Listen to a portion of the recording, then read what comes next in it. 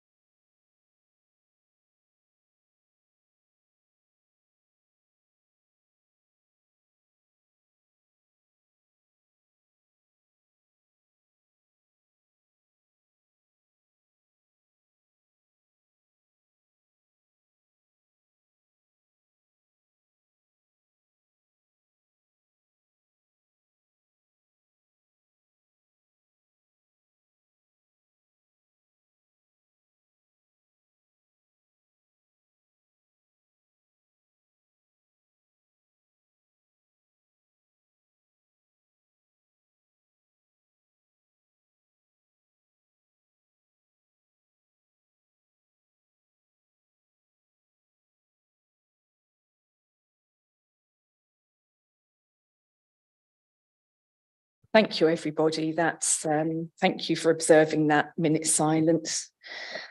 So returning to the agenda, then firstly, I have apologies for Councillor Jenny Kent.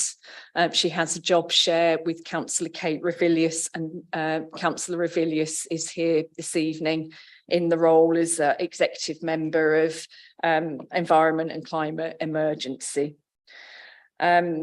So next item on the agenda is declarations of interest. Does anybody have any declarations of interest on any items? Councillor Revilius. I just want to state for openness that a member of my household is a blue badge holder. Thank you, Councillor Revilius. Anybody else? Oh, sorry, Councillor Eyre. On the same declaration, my partner is a blue badge holder. Thank you. Right, okay. Next item on the agenda is the minutes of the meeting held on the 14th of September. Can I see if we're can approve those? Yeah, everybody, thank you. Yeah, everybody's in agreement. Those are approved. Thank you very much. And then we have public participation. We had a full list of 10 people who had registered to speak, and there has been an administrative error with a further speaker who was given a slot in error, but in the a participation role, I think that it's the appropriate thing to allow them to speak this evening. So there will be 11 people speaking on various items. So if we can move to the list, first of all, we have Councillor Mason, who is on Zoom with us, and he wants to speak on the city centre access item. Councillor Mason, you have 3 minutes. Thank you. Thank you, Chair. Can you hear me okay? Yes. Brilliant. The security advice before the election was clear that we had to make this decision to protect all residents in York. The Labour group did receive a copy of the counter-terrorism security advice before the last election, and that stated very clearly, to quote, To have an effective scheme in place would be necessary to exclude all vehicles from access to the sterile area when it is operational, when it is busy with pedestrians. This unfortunately includes blue badge holders, end quote. It is clear from the updated letter that unfortunately this has not changed, and if anything, the stance has hardened. The survey done on this basis, of which this decision is to be made, was flawed. The questions that were asked were not neutral, they were leading and included an odd question about whether the public agreed with the police having powers to shut down the city centre or not. This consultation should have restarted and in its current form cannot be seen as sufficient to be the basis of a decision. Whatever decision the Labour administration do make, they must not think that their job on access to the city centre for blue badge holders is done. I'm a blue badge holder myself and should be treated equally as everyone else. If the council aim is to stop all non-essential travel within the city centre, then I should be part of that conversation as well. No analysis has been done about how the 200k could be spent to provide alternative access solutions for blue badge holders other than the private car. While I accept this is not possible for all, it is possible for many, and it is unclear why people like me are being discouraged and disadvantaged from making more sustainable routes into the city centre. We all recognise that York can be a difficult city for disabled people to access, and there were a variety of different initiatives under the previous administration which started to mitigate some of those issues. We need to see progress on the programme of drop curbs and improved pavements, more on-street disabled bays for parking, and more benches, and a city centre shuttle. We need to see the administration continue this work to mitigate a very real challenge that many disabled people in York face. The decision that the previous administration took was a difficult one. The Labour administration has a very difficult decision to make as well. I would urge that the decision should be made with. Sorry, I'll start again. I would urge that this decision shouldn't be made without a proper and full consultation. This decision should also be made in full knowledge how the police would respond. If I can just add, Chair, while I'm here, I was a bit disappointed that the Mansion House didn't take part in York Unlocked at the weekend. Thank you. Thank you, Councillor Mason. Your comments will be considered when we go to that item later in the meeting. The second speaker is Mrs. Natasha Rawnsley, who would like to speak on the consideration of changes to the city centre traffic regulation order. Mrs. Rawnsley, are you okay? You need to press the button that says mic, and then you have 3 minutes. Hello. Thank you. Can people hear me? Yeah. I just wanted to say that the blue badge ban was absolutely heartbreaking for so many people, and I mean, I understand why it was sort of brought in, but I mean, to continue it and everything, and it's good that there's so much money's been spent on the policing the barriers and all that sort of stuff and things, but then nothing was ever put into place properly. Like Bath, even back in 2020 and 2021, they were all getting proper things put in place for access for people that were disabled. And I just wish that had happened in York, because it's just been bad. I used to come into town quite a lot and everything, but since the ban, it's just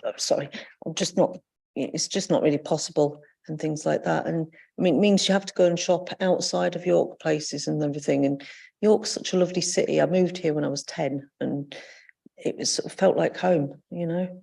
I'm just hoping that the blue badge ban, when it's lifted, will allow access again. I mean, Bath has got really good set out with lots of parking, and you know, they've got it set up over there. I think that'd be quite good.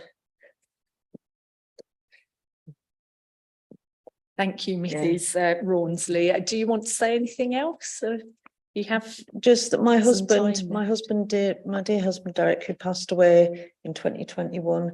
He was born in York. He loved York, and unfortunately, he went to his grave thinking that we were no longer welcome. You know, it was sad, but yeah. Okay.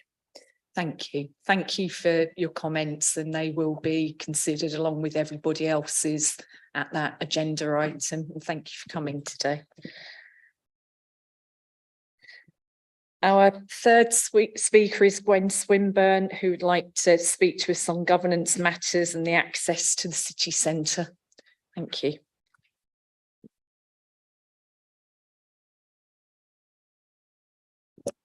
Thank you, Chair. The City Vision report asserts that its partnership represents communities in York, but it really doesn't. All the usual suspects are there, except communities, not even token residents or our ward councillors.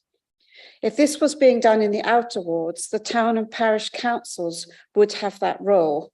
So once again, inner city residents are missing out on a seat at the table because the inner wards for over a quarter of a century now have been denied an equal voice. Equally, the fact that this vision is based upon what I consider to be an unfit economic strategy is a major problem. Please will this administration review both the economic strategy and the city vision to assess if they meet their standards. North Yorkshire Council's economic strategy might be instructive. Lastly, on the hostile vehicle measures report, I note that none of the experts have changed their recommendations that are to exclude all vehicles except emergency vehicles. I have worked in unsafe places, including Afghanistan, Bosnia, and Kosovo, where there would be no question that we would follow to the letter the professional advice on the security from the security experts. The last administration should have followed that. They didn't, and so should you. The report does not make clear that whatever you decide on blue badge access, current arrangements that allow many vehicles, waste, post office, York Council vehicles, of course, and Make It York arrangements where Mr. Ferris decides can get a pass. So there's plenty of vehicles in there without blue badges. I mean, what's the point of having this at all? There is no point banning blue badges when all these other vehicles can litter the streets and where delivery vehicles can park for hours after the closure time. If you go ahead, you alone are accountable for the repercussions, doing the exact opposite of what you were advised. I would expect a corporate manslaughter charge if the worst would happen, and it would be deserved. Adding or stopping blue badges in this frame conditions is almost immaterial. If you go ahead, the ridiculous exceptions paper system needs to make secure and transparent real-time online. The city centre is not a free car park, and Mr. Ferris needs to stop this abuse and be accountable. Thank you, Chair. Thank you for your comments on that. And as along with other people who are speaking on the subject, they will all be taken into consideration in decision making on that item. Thank you. Our fourth speaker is Flick Williams, and she is remote. She wants to speak on consideration of changes to the city centre traffic regulation order. Flick, can you hear me? I can. Good afternoon. And we can hear you too, so you have 3 minutes.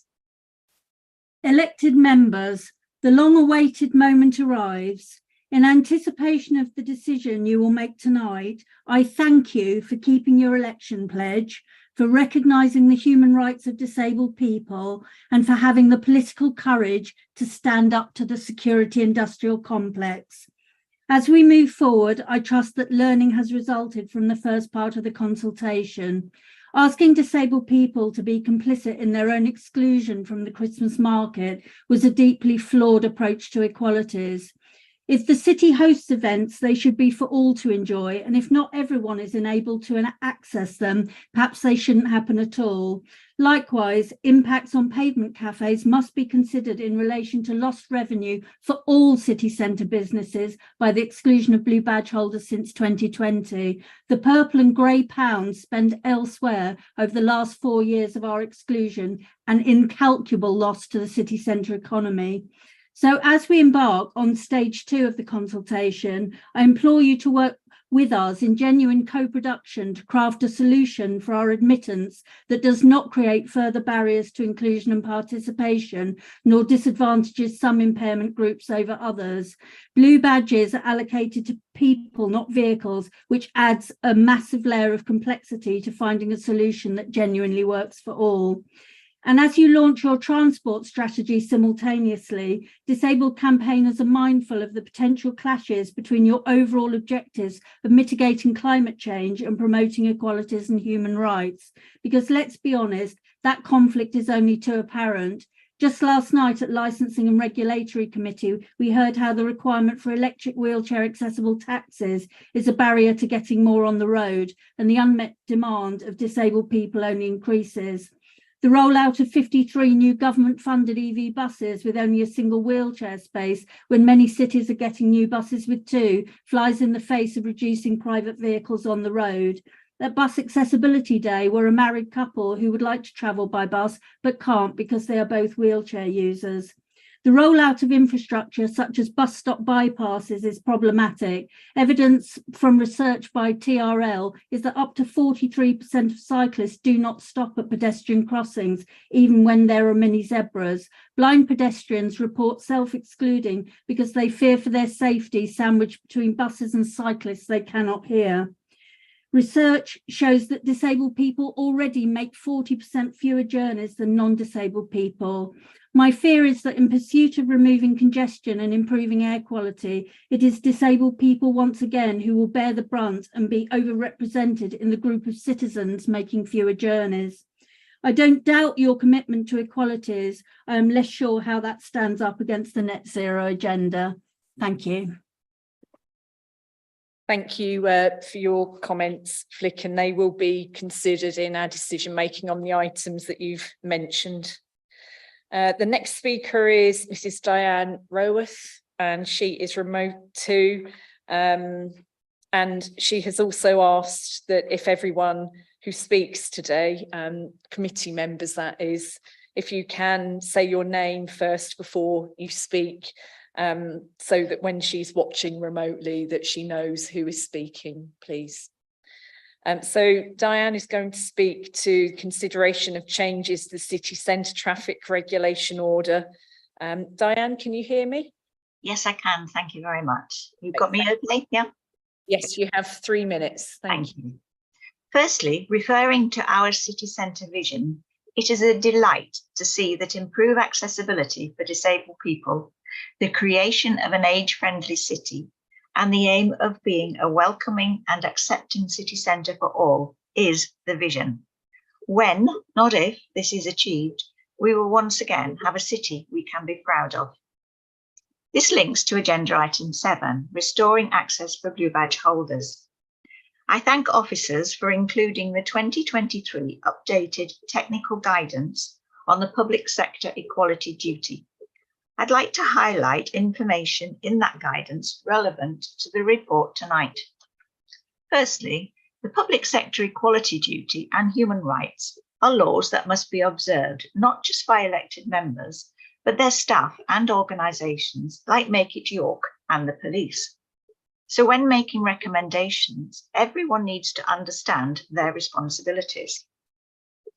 Number 2, authorities must tackle the consequences of past decisions which fail to give due regard to their equality aims. Having to reverse the ban on blue badge access is an example of how failing to adequately implement equality legislation is now resulting in using precious resources which ought to be being used elsewhere. Number 3, you must eliminate discrimination. You may not directly or indirectly discriminate against people with protected characteristics. Number 4, disabled people are entitled to have reasonable adjustments made, and it is allowed to take positive action. Number 5, evidence must be provided to justify decisions.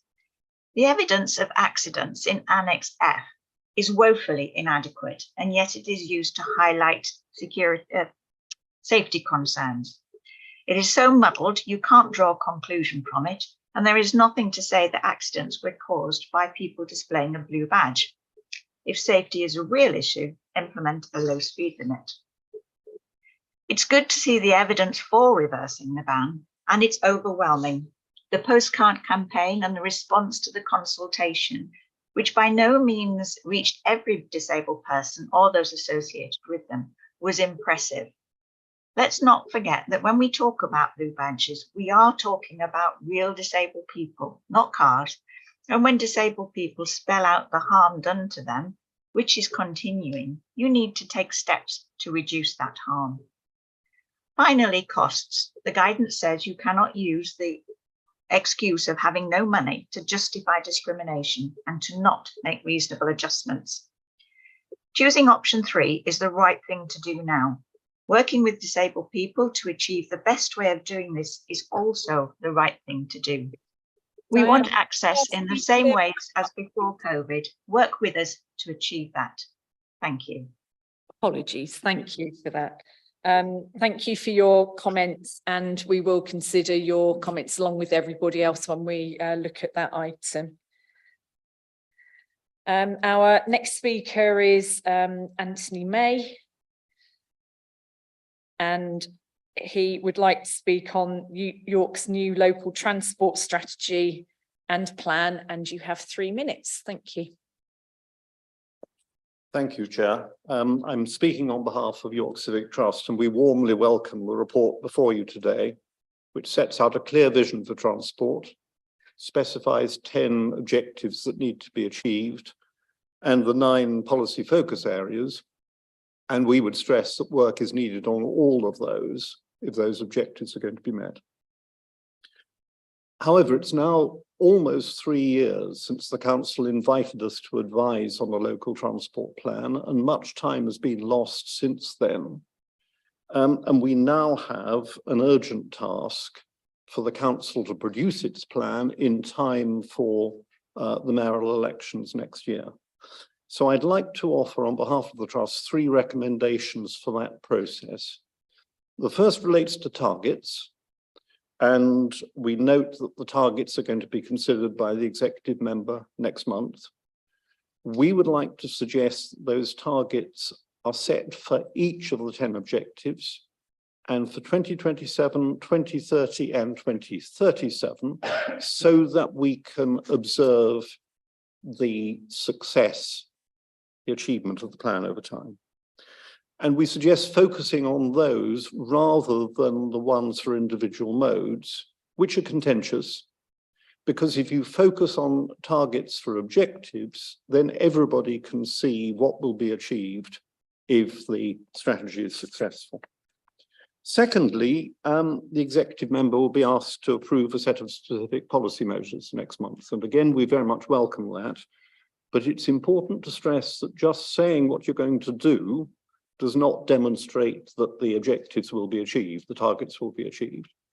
There's an analysis process that's needed. For example, the 71% carbon reduction target needs to be based on a clear demonstration that the measures you propose can be achieved. And that analysis process will take time and really needs to start now. The final one is to do with finance.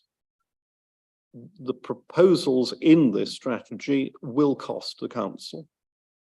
Some of them will generate revenue, but you will need to think carefully about the capital and revenue costs at a time when the council's budgets are increasingly constrained. And we would argue that work needs to start now on assessing those costs and looking for the third-party sources of funding. These are all areas that my colleagues and I have worked on with cities elsewhere. And if we can be of any assistance in any of them, we're very happy to support the council in those endeavours. Thank you. Thank you very much. And we will consider your offer of support and expertise along with your suggestions. Thank you very much. Our next speaker is Mr. Andy de Gorn, and he would like to speak on York's new local transport strategy and plan and consideration of changes to the city centre traffic regulation order. You have 3 minutes. Thank you. Thank you. Executive tonight is being asked to take the first bold steps towards the much needed transformational transport strategy.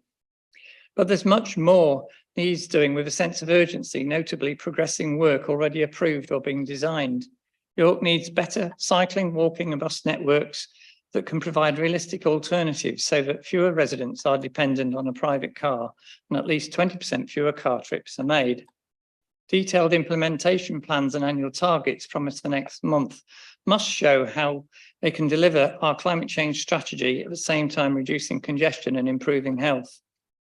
York's enhanced bus partnership needs to raise its profile by publicly supporting key strategic bus priority routes that we so desperately need to rescue failing and unreliable local bus services.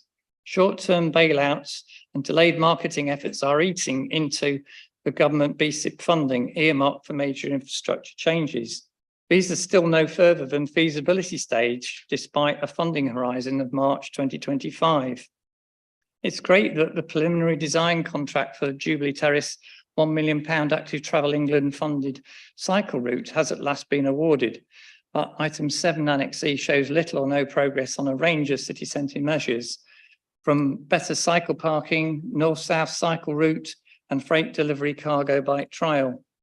References to whether or not the BSIP funded free city centre shuttle bus is, quote, still needed, are contrary to the council's commitment to social model of disability.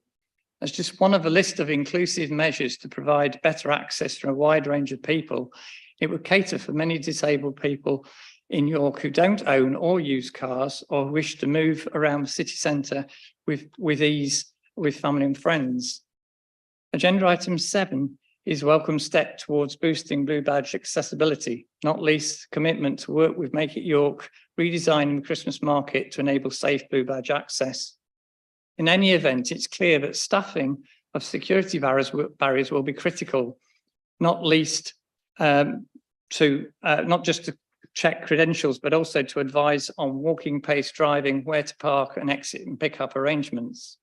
There'll still be a need for the manual inner cordon bollards to be in place during the Foot Street hours. Ongoing review and feedback from all Foot Street users will be crucial. More thoughts needed as to whether dedicated disabled bays might be a more appropriate way to manage parking in narrow streets, perhaps allowing longer than 3 hours and more space for specialist vehicles. You have 15 seconds left. Equity for those who use cycles as a mobility aid must accompany provision for Blue Badge driver access. Thank you, Chair. Oh, thank you. Marvellous. Well done. Thank you very much. And thanks for your comments on those aspects. And I'm sure Councillor Corbane will have things to update you on as time goes on. Thank you very much. Next speaker is Councillor Fenton, and he wants to comment on proposals for the development of a new local transport strategy. You have 3 minutes. Thank you, Chair. I'm pleased to see the administration has continued with the work that begun early this year with the publication of the draft transport strategy. It's critically important that we try to build consensus across urban, suburban and village communities around a strategy that will underpin measures to give everyone access to reliable, sustainable and affordable means of transport. So we're not starting with a blank sheet. The administration was successful in attracting funding for bus service improvements through BSIP and Zebra initiatives, and it developed strategies for health and wellbeing, economic development and climate change. And of course, it continued with the delivery of much of what is in York's 2011 to 2031 local transport plan. But the context today is different to 2011. York has declared a climate emergency, and our climate change strategy sets a target of a 71% reduction in transport-related carbon emissions and fewer people travelling by private motor vehicle.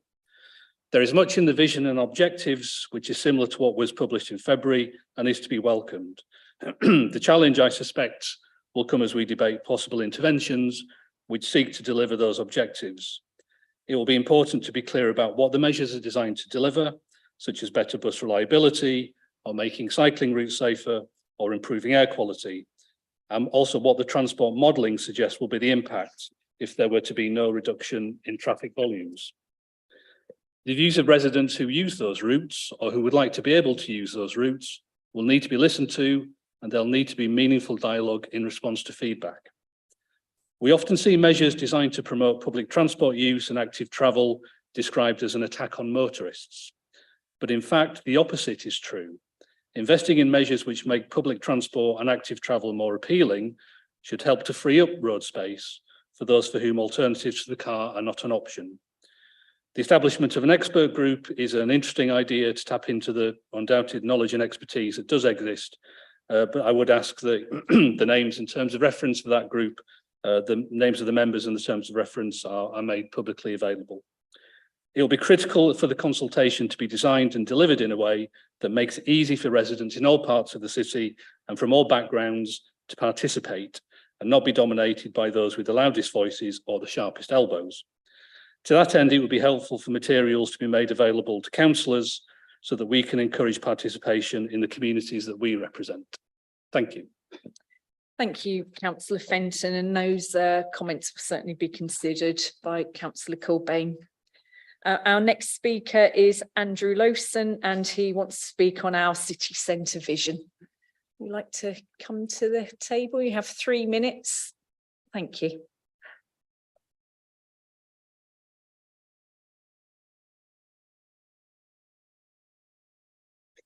Yes, thank you. I'm touching on agenda items 5 to 7 tonight, and I'd first like to thank the Youth Administration for relaunching the city centre vision. It's welcome that the My City Centre work has not been forgotten. A lot of businesses gave time in the original consultation, and we look forward to working with CYC on this moving forward. The vision recognised that city centres are no longer retail dominated. Experience economy is key, and consultees wanted to see a city centre that is accessible, safe, clean, inclusive, family friendly, and a place where people want to live and also to dwell. Retail may have shrunk, but hospitality and leisure have grown and are major contributors to the city's economy. Therefore, sustainable sustainable footfall and spend remain vital. Item 7 tonight sees a discussion on the traffic regulation order regarding the Footstreets. I said at a recent scrutiny committee that I felt this subject had become too politicised, making discussion challenging. Several businesses have asked me to speak tonight, but would not join me for fear of how they might be perceived. I personally don't think that's healthy, and hopefully we can evolve past these polarised debates. I also said at scrutiny that talking about the importance of Foot Street cafes does feel out of context when placed in the same arena as human rights and also counter-terrorism. So my ask tonight is that when decisions on these key issues are finalised, real work goes into exploring compromises for businesses in regard to pavement licences. Profit margins for many businesses remain tight, as you all know, due to inflation, and energy bills will bite again when the winter comes. I think Castlegate is probably a good example of a street that has been disadvantaged by recent decisions. It thrived as a business community when part of the Foot Streets, al fresco eating and drinking gave the street purpose and also boosted trade. Since its removal and loss of pavement cafe licenses, Source Restaurant has closed, Bergsy's has moved, I understand another business is currently in administration. The bid commissioned MEMA access consultants to look at what compromises might be possible on this street. I mean, one interesting finding from this study is there's not actually much use of the street by blue badge holders for actual parking. So this just seems to be an example of where it's a lose-lose scenario, and hopefully with more detailed decision-making going forward, we can get around these things. Since COVID, many UK cities have observed the benefits of extended foot streets, less vehicle movements and cafe culture. And when I speak to colleagues nationally, You have 10 seconds left. York is viewed as an outlier, that since COVID it has reduced its foot streets area, reduced its hours, and a number of pavement licenses have been revoked.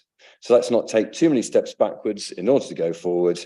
York businesses are resilient, but we can't be complacent. I hope in tonight's conversations, the views of the business community that contributed to the city centre vision are remembered and taken into account. Thank you very much. Thank you.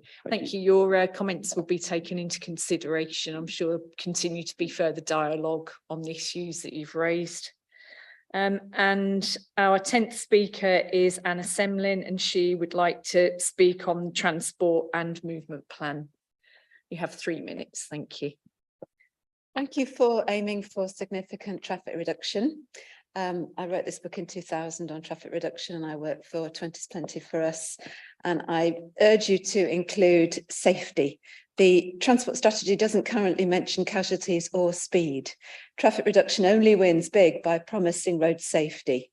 Best practice is safe systems or Vision Zero pledge that no death or serious injury is acceptable. You remove traffic harms And currently a cyclist is killed or seriously injured on York's 30-mile-an-hour roads every 34 days. This is avoidable carnage is partly why cyclist numbers have plummeted by a third since 2014. We can achieve a quarter fewer killed or serious injuries with 20 miles an hour. Whilst our side roads went 20 miles an hour a while ago, arterials and villages plus rural roads pace reduction should be next. Central London's red routes went 20 miles an hour and there were a 36% reduction in collisions involving vulnerable road users and a 63% reduction in collisions involving people walking. An accessible city for all. Vision research says that primary age children cannot reliably cross when the approach speed is over 20 miles an hour. Only at 14 years can children actually cope with crossing over 20 miles an hour road speeds. So families are rightly scared to let the kids out alone. 20 mile an hour raises active travel. Edinburgh's 20 mile an hour tripled primary age cycling. The Healthy Streets scorecard includes lower speeds. You need to protect public transport users first and last mile, which they're usually walking, with a 20 mile an hour limit. 20 mile an hour uses 30% less fuel, according to Future Transport, 10p a mile less. Noise is halved. Lower speed civilized streets, halving stopping distances from 23 to 12 metres. They reduce car dependency, reduce road wear and crash damage. Spain and Wales are 20 miles an hour default. Scotland and Ireland have pledged it. It's very popular with 70 to 80% of the electorate. York Cycle Campaign and the Civic Trust now support 20 miles an hour extensions. It supports tourism, essential for our economy. Of York's 211,000 residents, it will help the 31,000 children who are 15 or under, the 28,000 full-time students, the 11,000 universal credit claimants, and everybody without a car who's disabled, elderly, slow to cross, cyclists, walkers, public transport users, families, and drivers too, who are then prevented from so much stress or danger. Plus your key target group, those willing to change their habits. Please commit to very wide area, 20 mile an hour and Vision Zero. There's a Zoom on the 17th of October and a meeting at Cycle Heaven on the 9th, and you've all been invited. Thank you. Thank you for those comments. They'll certainly be considered in the item that you've spoken on. And then finally, we have Vicky Hill, who would like to speak on the UK Shared Prosperity Fund item. You have 3 minutes. I'll give you notice when you're getting close to the end, okay? We are the What a Load of Bollards campaigners, and if we didn't meet at the last meeting on July the 20th and you haven't seen multiple press, radio, TV and social media coverage of our concerns, here's a swift recap in the words of Rachel Maskell, who was so enraged by what happened that she raised an emergency question in Parliament, challenging the Leader of the House to launch an investigation to scrutinise the misuse of ACOM's portion of the desperately needed Shared Prosperity Grant. Residents were horrified to wake up to find £400,000 had been squandered on a half-paved high street barricaded by 136 bollards, she said. The question we're most often asked on our social media campaign pages or whenever we're out on the ghastly abomination that is the military's own bollard forest of Front Street is simpler. How the hell could this happen?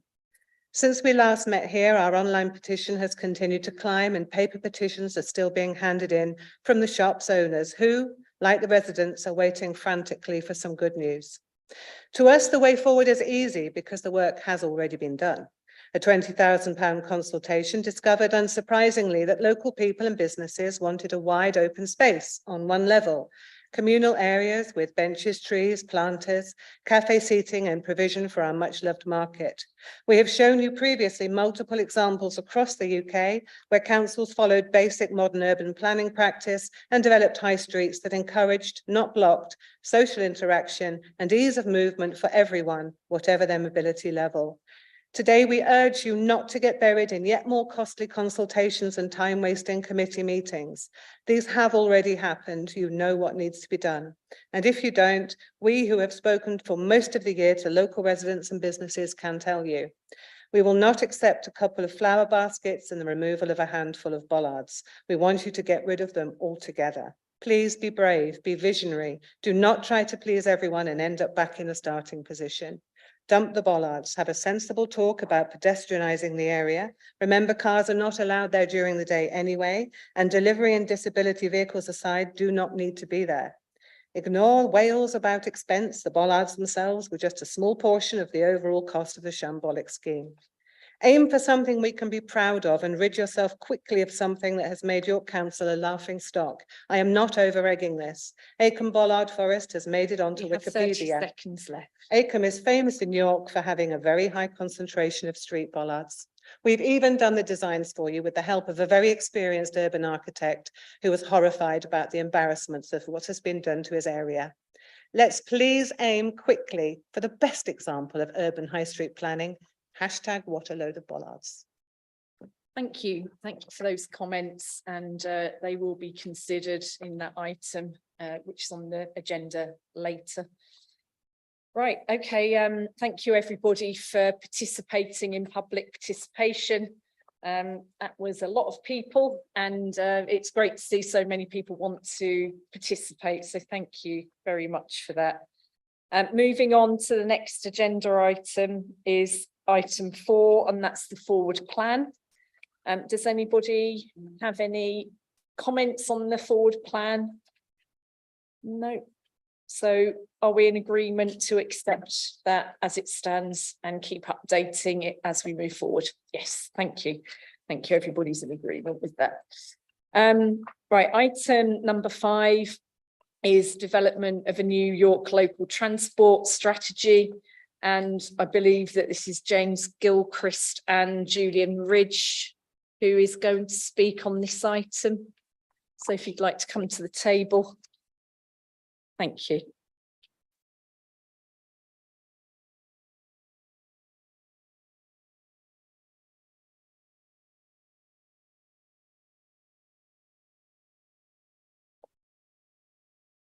Thank you, Chair. I'm James Gilchrist. I'm the Director for Environment, Transport and Planning.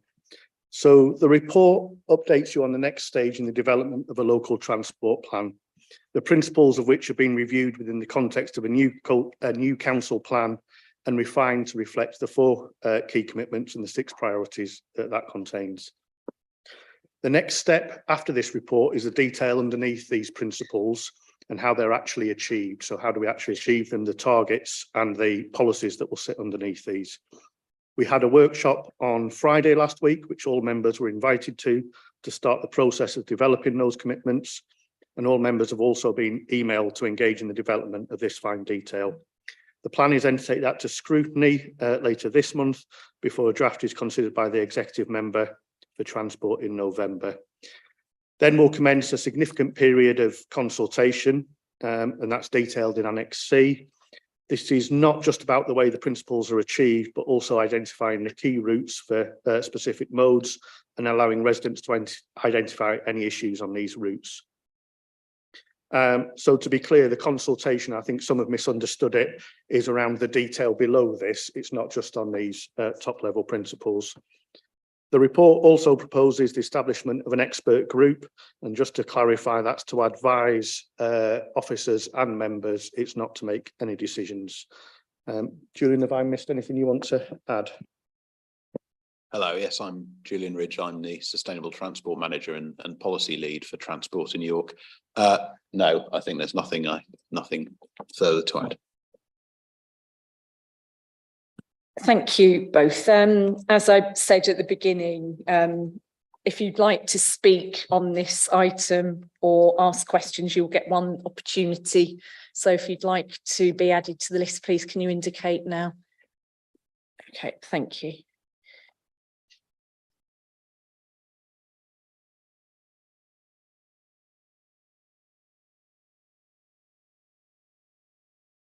Right, Councillor Kilbane, would you like to start? Yeah, thank you, Chair. And if I'm going to get one opportunity to speak, I'm always going to take it. So thank you for that. And thank you to officers for the report, both James and Julian and lots of other people who've worked to get us to this point.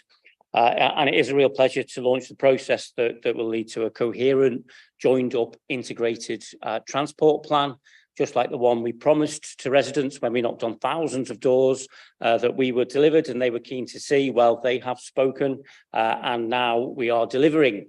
It feels to me as though this has taken a long time to come, but actually we are only 5 months into this administration And during those 5 months, we have formulated our council plan based on the election results and the conversations that we had prior to the election with residents groups and all kinds of people all over the city. This 10-year strategies are nicely aligned with the council plan, and now we have a transport plan coming forward underneath that. I guess the reason we've achieved quite a lot actually in the 5 months in terms of getting all our ducks in a row. I think the reason why it feels as though it's taken longer is actually we've been talking about this in York for a hell of a long time. I think the first review was supposed to happen of the local transport plan in 2015, and we were promised a local transport plan by the winter of 2021, which never really materialised. And I thank Councillor Fenton for his support, and I do appreciate some of the work that this is built upon, but by and large, under the last administration we had 4 wasted years really while transport was allowed to deteriorate in the city. But enough of that, because we are getting on with the job. The strategy, the outline of the strategy that you see before you, the objectives and the policy areas, they do all match up with our council plan and the EACH principles that are within that. So if anybody doesn't know, we are guided by EACH, which stands for E is for equality. And within the plan, we want to make sure that everyone can access the city and villages, no matter who they are, no matter what method of transport that they need to use. A of each is for affordability.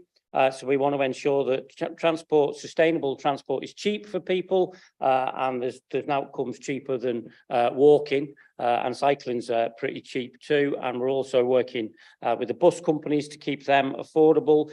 C of each is for climate. We are really ambitious in this strategy. A huge amount of our carbon emissions come from transport, and we're going to have to take some serious measures if we're going to tackle that.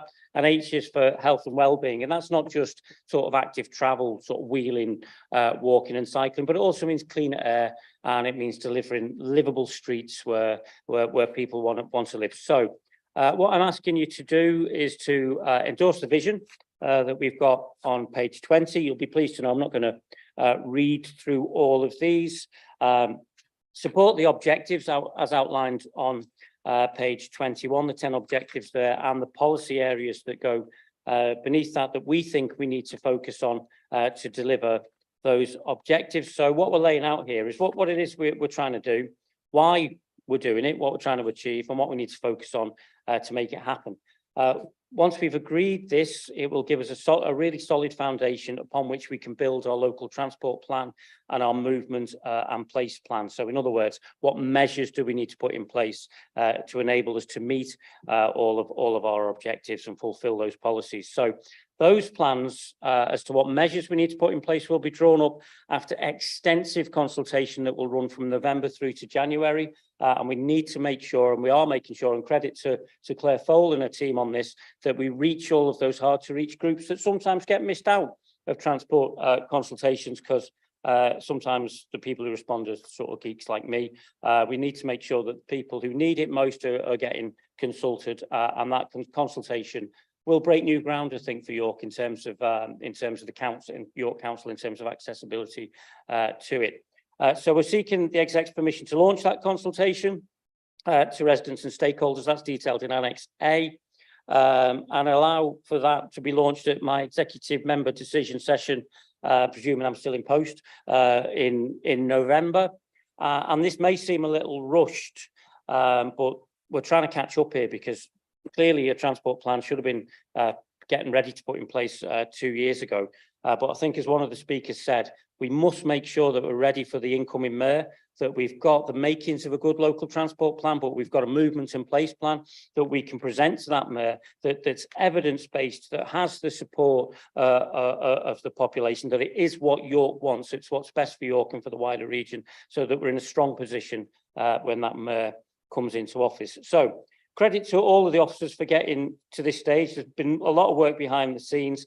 We've got this process to go through, and I'm very happy to take views on the objectives here in the policy areas. We might not have time here tonight because we've got quite a full agenda, but very happy to get into conversations with anybody about this in the weeks ahead.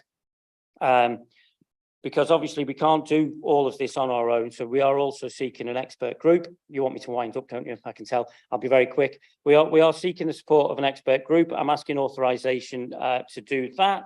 And just very quickly going on, then I'm asking you to endorse the recommendations that you've got in paragraphs 10 and 11. And in anticipation, I thank you for your support. Thank you, Councillor Kilbane. Very comprehensive, just like the transport plan and movement plan is going to be, I'm sure. Councillor Eyre, would you like to speak next? Thank you. Thank you, Chair. I think as Councillor Fenton said earlier, this does represent the continuation of the work that was done by the previous administration on the draft transport strategy. We would challenge the claim at paragraph 6 that the climate strategy itself commits to that 20% figure. I believe the previous executive's objectives were to reduce car usage, but not necessarily to that specific figure that was included in some earlier drafts. I think it was mentioned at the end of that speech, the creation of the expert group. I think that is interesting, as Councillor Fenton did say, but does raise some questions. And I think those comments he made about making sure that we're not just listening to those people with sharp elbows and loud voices is very important. Local councillors are elected to represent the views and needs of residents, and those residents are experts in transport in their own rights. It will in fact be local residents, those commuters and visitors, who will deliver the change we need. We do have professional experts employed by the council who can call on expert advice when required. So I think it's very important that the role, the composition and influence of that external group is clearly defined. What is missing from this paper, and I know Councillor Kilbane was disappointed if I didn't mention it, would be anything around the car parking strategy. We were repeatedly told that this would be outlined in this particular paper and how this plan sits with the current car park estate, but it isn't clear within this particular paper. But I think what's more worrying from what we read is what appears to have been deliberately omitted from this paper. The report clearly states on page 19 that the extension of the clean air zone would relate only to freight and taxis. This is as per the model I used in Bradford today as I drove through. All councillors have, however, received a separate document that's not yet in the public domain, I don't believe, stating that the administration's policy idea is not just about freight and taxi, but also includes the extension to private vehicles. This isn't the model that's rolled out in Bradford in terms of their clean air zone, but much closer to London's ULEZ. We would therefore encourage the administration to be honest and use this meeting to clarify, will the clean air zone extension include private vehicles, as in that briefing to councillors? Will it be voluntary or will it be enforced? Will there be an associative scrappage scheme? And given all parties ruled out a congestion charge pre-election, would the administration consider that a clean air charge would break that election pledge? Thank you, Councillor Eyre. Councillor Revilius. Thank you. So yeah, I just wanted to come in and talk from the climate perspective. So as the previous administration's climate change strategy suggests, transport makes up around 1/3 of the city's emissions, and that in order to reach our net zero target, we need to reduce those transport emissions by 71%, which is a really big challenge. And what the research shows is that we can't just do that using electric vehicles. That's got us a long way, but it can't get us all the way there.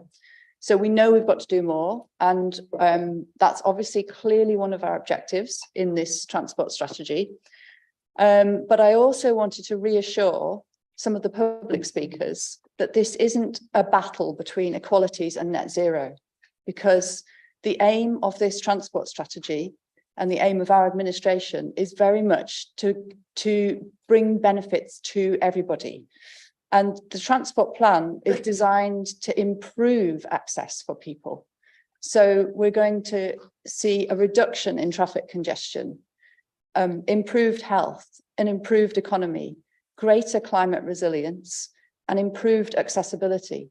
So freeing up the roads to create the space for the people who need to use them.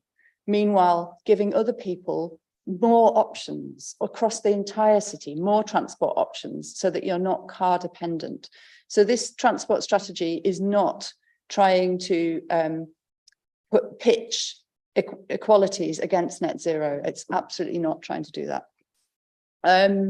Just in response to some of the things that have been said about expert groups, we are absolutely going to be open about anybody else who's bringing additional advice. It's for support in creating those detailed policies. And some of the things mentioned by Councillor Eyre, car park strategy and clean air strategies, will be coming through in the more detailed policy measures. So these are the high level principles, and everybody will have a chance to during the consultation to feed back on those more detailed policy areas. So it's not that they are not there or missing, they're going to come through in that detail. Thank you. Thank you, Councillor Revilius. Right. So as Councillor Kilbane outlined, the recommendations are on page 18 at paragraph 10, and executive is asked to endorse the proposed new transport strategy as the basis for the consultation, B, approve the proposed consultation process, and that's in Annex A to the report, and C, approve establishing an expert group to advise the council, the terms of reference for which are attached as Annex C to this report. So can I see those who are in agreement with that recommendation? Thank you. Marvellous. That's unanimous. We have approved to move forward with the transport strategy. Marvellous. Great. So our next item on the agenda, which is item 6, is the city centre vision. So I believe that we have Neil Ferris, Catherine Daly and Katie Peake-Voot.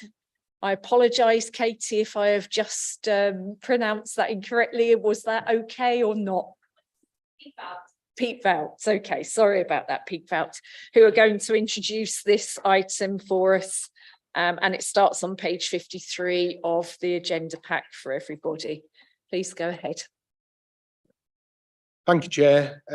Our city vision, as detailed in the agenda, this item is for you to consider a revision of that the city vision and relaunch it for the city. It sets out a sorry, Neil Ferris, Corporate Director of Place. So our city vision sets the context as we did in 2021, subject to your approval for the decision on the next agenda item in respect of the traffic regulation order, but it effectively gives you an opportunity to consider your council priorities that are previously outlined by Councillor Kilbane and how they might be applied to the My City Centre vision, which was approved in 2021. And I'll pass on to Catherine and Katie to talk through the detail of those revisions. Thanks, Neil. Catherine Daly, Head of City Development. So I'll just spend a couple of minutes setting the context for the report, and then I'll hand you over to Katie just to briefly talk through the main updates to the vision. So as Neil said, the original vision was adopted in November 2021, and that followed a significant period of conversation and engagement with city partners and stakeholders. And in the 2 years since that, the city centre has continued to recover strongly from the impact of the pandemic. And we've also seen an evolving economic context, which one of our speakers touched on earlier. So things like changing patterns in the use of city centres across the country, increased use of online retail, increased demand for leisure and hospitality. That really kind of greater emphasis on overall experience of place is really important. And the ongoing regulatory changes as well, which impact on accessibility and business activity. Over the 2 years, we've also adopted 3 significant 10-year strategies for the city around economy, health and wellbeing and climate change. And the council's also adopted its new council plan recently, obviously with the focus on affordability, environment, equalities and human rights and health inequality. And of course, the sub-regional context is changing as well. So we've got a new combined authority coming in for York and North Yorkshire in early 2024, and then the election of a mayor in May next year. And that presents an opportunity for us to work collaboratively and maximise the benefits of devolution in the area. So in recognition of all those changes, we're recommending an updated approach to the city vision to build on those previous themes, reflect the new strategies on the council plan, and also emphasise a strong focus on residents and city centre businesses through the change in name to Our City Centre rather than My City Centre. And subject to your approval tonight, we'll then kickstart a piece of collaborative work with partners via our economic partnership to develop a clear and prioritised delivery strategy and a future investment pipeline for the city centre. So I'll just pass briefly to Katie just to quickly say what the key changes have been.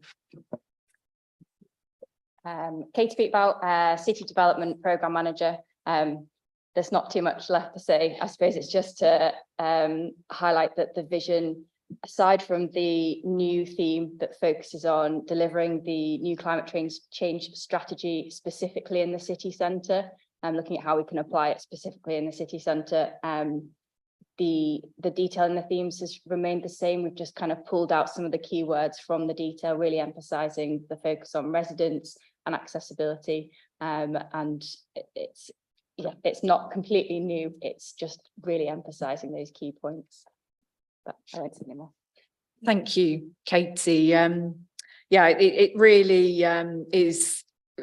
I think it's fantastic to see our priorities of, as Councillor Kilbane mentioned earlier, each equalities, affordability, climate and health coming through in everything that we're doing now. And this is an example of looking back at the excellent collaborative work that was done a number of years ago and for various reasons unfortunately wasn't taken forward, and we're now in a position to do that. Looking forward to the combined authority and the commitment from the city to work with us in partnership. So it's tremendously exciting. So thank you for updating that, and I'm sure it'll be an iterative process as it goes on. So can I just see who would like to speak on this item? Thank you.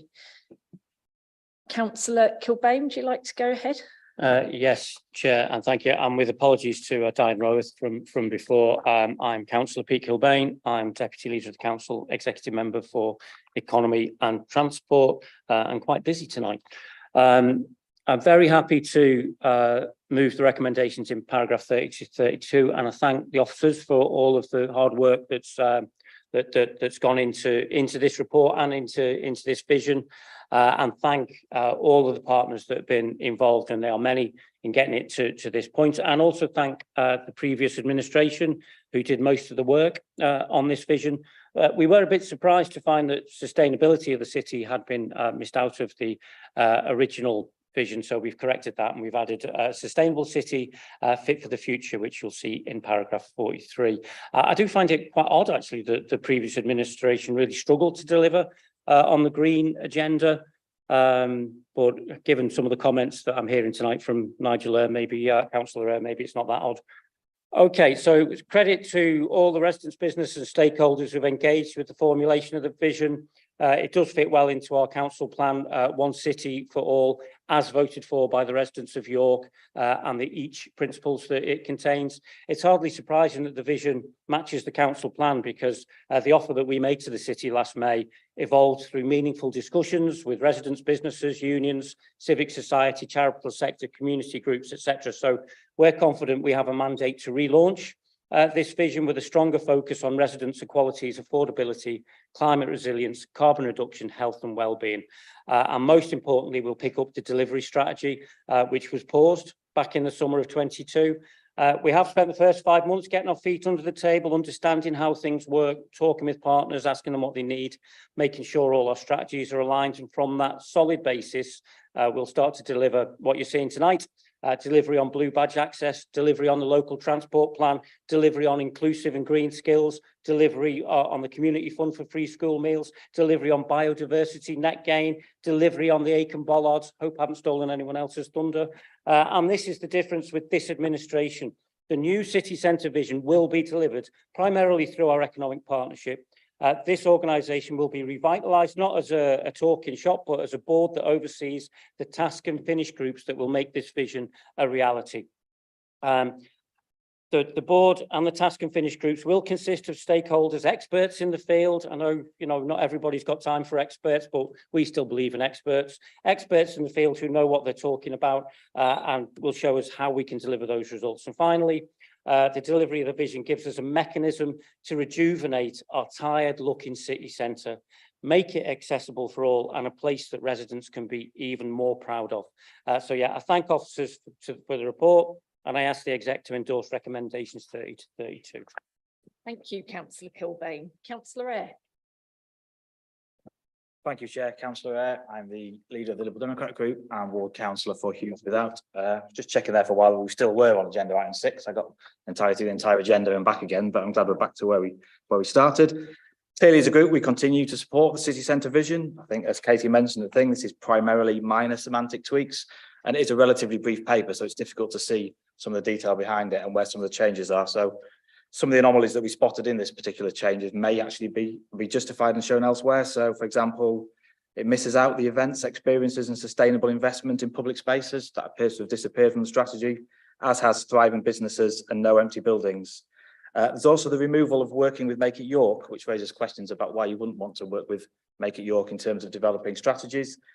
And again, the challenges that were mentioned earlier on in the piece, you've added in outdoor eating and cafe culture, and we know for the fact from the public speakers mentioned that will continue to be specifically challenging. I think the other concern is taken with the UK SPF paper later on, and I'm jumping over the agenda there a little bit.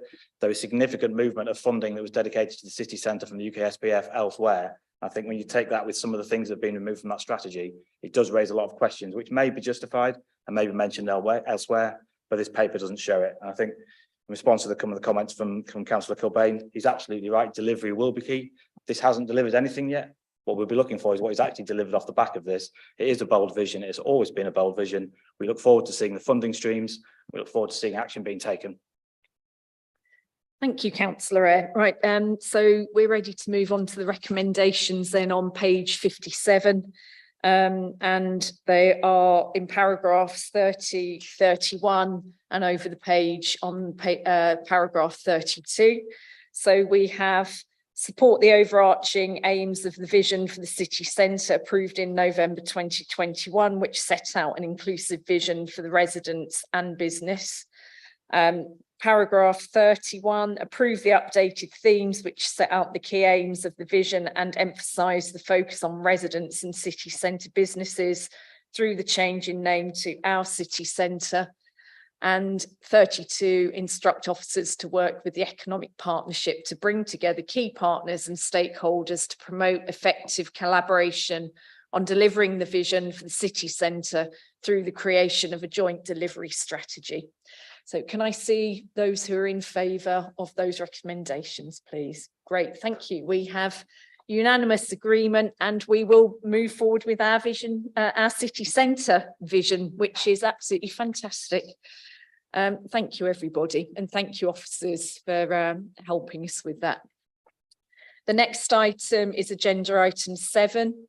And that is consideration of changes to city centre traffic regulation order. And I believe that James Gilchrist is going to speak to this item. You're looking for your name badge there. Got it? Okay. So just so that before we start this item, because it is tremendously important and there are complex issues to be discussed and considered in this this agenda item this evening. And so I'd like to say before we proceed to consider this item, it's appropriate that I remind both myself and all of the executive members that in coming to a decision about this issue, we are conducting a risk and rights balancing exercise. We must consider all the advice we've been given together with the rights and needs of the public and must come to a view of what we believe is the right decision to take. We must be careful not to disregard advice which we do not like or to give undue weight to advice which we prefer. We must be conscious of the implications of maintaining and of changing the current restrictions, balancing the right of all visitors to the city to go about their lives without the fear of violence, with the right for all visitors and residents to be able to access the city centre in a way which reflects their needs. It's important that we remember when taking our decision that we can come to a different view of where the balance lies to that which another panel might take, providing that our decision is within the range of what can be considered reasonable. So please do consider that, everybody, this evening. And James, would you like to go ahead? Thank you. Thank you. So Just in case anyone new's joined, I'm James Gilchrist. I'm the Director for Environment, Transport and Planning. So this report revisits the decision of November 2021, which was to permanently exclude blue badge holders from the protected area by HBM. The report sets out the various decisions that led to that decision point in November 21, and I think it's important to understand that context. Most notably was the decision to extend the extent of HVM to a wider footprint and to do that in a single phase. And that's shown in Annex D of the pack before you. This impacted on the streets which blue badge holders could access. Since the decision in November 21, a number of other decisions have been made, which includes the final layout of the bollards and the contract entered into to build those HVM measures. And that's obviously underway within the city at the moment. Since November 21, we've also taken decisions to exclude other vehicles such as the fishmonger, the bank deliveries, the post office, etc. But until the physical measures are in place, the only way to stop that is through police enforcement at the moment. But obviously the physical measures will give that effect. The report focuses on what has changed since November 21, which includes the following points, I suppose I would draw your attention to. The new policy context of a new local plan, with one of the 4 key commitments being about equalities and human rights. The engagement on the principles of permitting blue badge access, the results of which are contained within the report. And the original plans for the city centre, when the decision was made, have obviously changed as regards the council's position on pavement, cafes and extended foot street hours. All of those things have changed since that decision. Scrutiny at the end of last month heard from counter-terrorism policing colleagues, but in essence the security advice has not changed, in that the less vehicles which are within the secure zone, the lower the risk. In that context, they advise no blue badge access. What the report does do is outline the way officers perceive blue badge holders could be allowed through the hostile vehicle mitigation measures with a staffed security presence at Blake Street and Goodram Gate, who will check blue badge holders, match the badge, then permit and facilitate access through the bollards. That will, of course, have a cost implication, which is contained within the report. The report recognises that it's not been possible to allow blue badge access while meeting the counter-terrorism security advice. It therefore suggests that should members be minded to permit blue badge access and to mitigate the advice about the increased risk, that we continue to review significant events through the Safety Advisory Group with the police about how they are best managed, work with Make It York in terms of how events can be as accessible as possible, and also proposes an anti-terrorism traffic regulation order developed with the police so that the police can actively lock down the city centre based on specific intelligence or events. The report outlines further engagement with blue badge holders and disabled people to make sure that any options you choose tonight work for them in the best possible way. That engagement plan also includes businesses, which you've obviously heard from tonight as well. So, as previously, decision makers will need to weigh up the security advice, the many equality and human rights impacts, and make a decision in the context of the council's policy. This is about proportionate decision making. So therefore, the options outlined in paragraph 25G need to be considered by executive, noting that officers do not recommend option 1. Thank you, James. Who would like to speak on this item? Okay, thank you. Right, Councillor Lomas, would you like to go first? Thank you.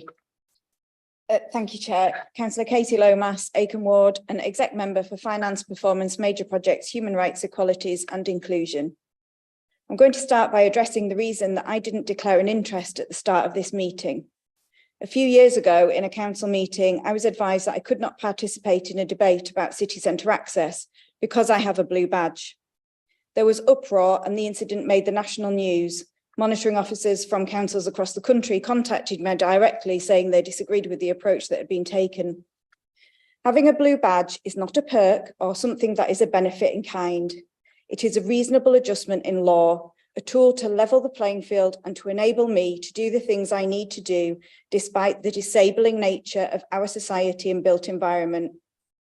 I had to make in that meeting a public declaration of my disability, which is classed as sensitive information. This was difficult for me because of the internalized oppression that many disabled people carry and because of the general attitudes that I have faced in my life, but especially while I've been a counsellor. Since that time, after challenging the advice I was given, I have purposefully not declared that I have a blue badge, just as no other counsellor declares that they have a vehicle or a bicycle when we discuss motions about roads, and no one declares that they walk or wheel to get around when we make decisions about pavements. Discrimination against disabled people is pervasive in society, and the barriers are mental and emotional as well as physical.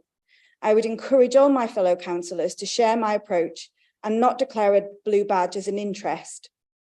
Although I do look forward to a time when discussing being disabled, as opposed to feeling forced to declaring it as an interest, does not feel difficult or distressing. And now I'll move on to discuss this item. For anyone who read the hundreds of postcards that came in as part of the campaign by Reverse the Ban, there can be no doubt about the impact of removing the exemption for blue badge holders from a minimal area in the pedestrian zone. Residents described the isolation they have experienced, the need to travel to towns across the county to access basic services like banks and opticians. Residents talked about no longer being able to participate in the wonderful and vibrant life that our city centre has to offer. Residents believe that their city has been closed to them. Imagine for a moment that someone said to you today that you cannot go to the shops, banks, or other services in the city centre. Imagine they told you you can't go and meet your friends for lunch or go to the cinema. You'd be outraged, distressed, and appalled. You'd feel victimised and that you're no longer welcome, marginalised in the place you call home. You would begin to be isolated and may even face emotional well-being issues and all of the impacts that we know isolation creates. Imagine then that this decision was made in the full knowledge that this is what the impact on you would be, where alternatives were offered, where your voice was ignored again and again. That is what we have done to residents and visitors who have a blue badge and need to be able to park more closely. Not only that, but we've done it without any real consideration of alternatives. I'm really pleased that tonight there are options to begin to put that right. I'm pleased that we'll be exploring longer term strategies for making our city more accessible. I'm pleased that we have options that allow us to balance the human rights of disabled people who live full lives in our city with the acknowledged risk posed by those who would wreak terror across our city. The proposal for the city centre access bus was poorly thought out and inappropriate. It would not provide the access needed, except perhaps to those who are not disabled by our built environment. The consultation made this clear. I've not spoken to any blue badge holders who believed it would help them. The city centre access bus in Leeds had exactly the same outcome. My last point is this. If we are really serious about limiting the impact of the terror threat in our city, it needs to be part of a joined up strategy, working with police and security services. At the same time, we need to ensure that everyone can live a full life in our city, free from fear and exclusion. The professional advice was clear. There are risks to be considered and mitigated, but the balance in the decision-making is for us to strike. Thank you, Councillor Lomas. Councillor Rea. Thank you, Chair. So the paper does raise serious concerns, probably even more serious concerns than we had at the time prior to making the decision. I think, as was mentioned by one of the speakers, on a more straightforward level, this latest consultation was flawed, and I'm glad there was cross-party agreement on the issues with that particular consultation. And it certainly shouldn't be used as a robust basis for decision-making here today. On the more substantive issues, again, it's always difficult for us, as you were in that situation pre-May. We don't have access to all of the secure advice that the executive have. And it's essential that the public, who have to understand this decision, are fully aware of the risks associated with all of the options, and especially in terms of option 3. Almost a week ago, I now discover the council received updated advice from counter-terrorism advisors. It's not clear why this was not added to the agenda and why it was not made public ahead of this meeting. I'm only aware, as a member of the committee, because I received it on Tuesday evening and I was asked not to share it with anyone else outside of this committee until late yesterday afternoon. This advice goes further than the advice that's contained within this particular pack. The advice is quite clear. I quote, "Should a decision be made to provide further exemptions, in my professional opinion, it would increase the vulnerability of the area." Again, quote, "Terrorists continue to look at ways of exploiting any weakness in a HVM scheme, and to allow further exemptions would lead to reduction in the effectiveness. Based on my training, qualifications, experience, and current knowledge of threat, the proposed HVM scheme should continue to include the total exclusion of vehicles applied." The advice and the threat is quite clear. It was entirely wrong for members previously to claim that the security risk was, quote, "imagined." This was never a policy choice. It shouldn't have been made a political football. It was and remains a gravely serious issue. As the updated advice says, were such an attack to take place in the centre of York, on whatever scale, the impact would be considerable. The advice letter also goes on to raise problems that we wrestled with previously and some that we've raised in the past few weeks. There's no clear case about how you could stop vehicles accessing the area from being commandeered. There's a very real risk of the use of fraudulent or forged blue badges to bypass the system. The possibility of people being used as mules to carry explosive devices past the barrier, or even more worrying, the coercion of vulnerable residents to be able to be used, as happens with cuckooing in particularly counterland drug rings, to enable people to bypass the security measures. There's the issue of tailgating, which has not previously been mentioned. York has a history with moving bollards of the issues of people trying to gain access ahead of people with legitimate access. There is the fact that it places a single or possibly two members of staff as the sole arbiters and protection that the city has to operate this entire system. And one of the key issues that was raised in the terrorism advice was the need for a very clear, visible deterrent. This report highlights and advertises a fundamental vulnerability to that entire visible deterrent. On top of that, option 3 also increases the vulnerability not just to this particular area, to the whole city. As we heard previously, there will be no HVM measure protection once you've got past that, to Parliament Street, to Coney Street, to all of the squares in the city centre. Anybody who has bypassed the HVM illegitimately through those access points will have full access to any part of the city centre with no protection from anti-terrorism bollards there. We were told by the opposition that they could restore access without compromising safety. The report and advice from counter-terrorism experts is clear. This is not the case. Counter-terrorism measures are only as strong as the weakest link. Without adequate measures and mitigations in place, the council must follow expert advice. Without doing so, the administration is building a multi-million-pound white elephant that no one in a safer world would want, and experts say does not achieve the aims that it's been built to do. Thank you, Councillor Eyre. Councillor Kilbane. Thank you, Chair, and thank you, James, for the report. I would say that it's a great pleasure to put before you the consideration of changes to the city centre traffic regulation order, aka repealing the blue badge ban. Oh, sorry, to Councillor Pete Kilbane, Deputy Leader of the Council, Executive Member for Transport and Economy. I'm still very busy tonight. But yeah, I would say that it was a pleasure to bring this report to you. However, I sat as an observer in the role that Councillor Eyre is fulfilling tonight, as an observer on the executive in November 21, when they made this decision to exclude blue badge holders. And I sat and I listened to speaker after speaker plead with the executive not to bar them from their own city, some of whom was in tears, as indeed was I. We've also had, we had 8 hours of scrutiny before that decision was made, where all of this was laid bare, and still the decision was made to exclude them. And it's really, really very sad to hear that the Liberal Democrats still support the exclusion of blue badge holders from the city centre, even after all the learning that we've been through. So I would like to start with an apology. I'd like to apologise to everybody who's been barred from this city by the old Liberal Democrat and Green councillors administration for these past few years. At scrutiny, the scrutiny services asked us how we would feel if a terrorist got through the ring of steel around the city and attacked our people. This question was answered most eloquently by Professor Paul Grady, the co-director of the Centre for Applied Human Rights at the University of York, when he asked, how would you feel if you'd not been able to access your own city centre for the past 3 years?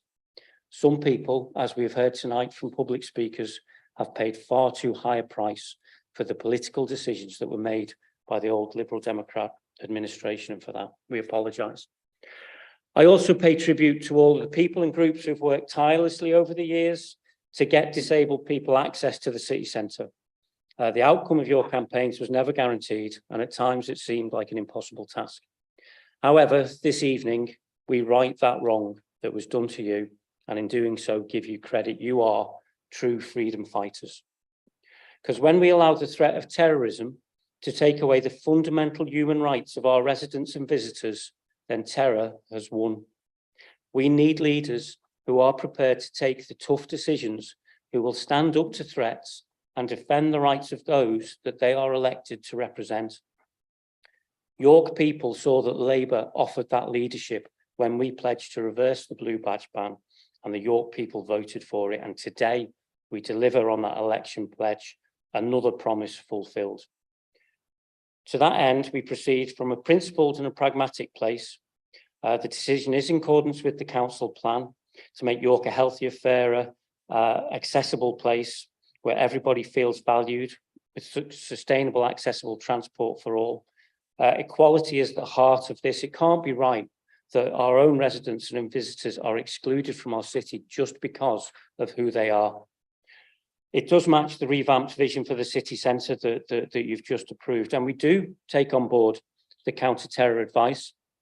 Well, that advice will always be to create a sterile zone, and the advice that Councillor Eyre has referred to is no different to the advice that has previously been given, is no different to the advice that was given in scrutiny.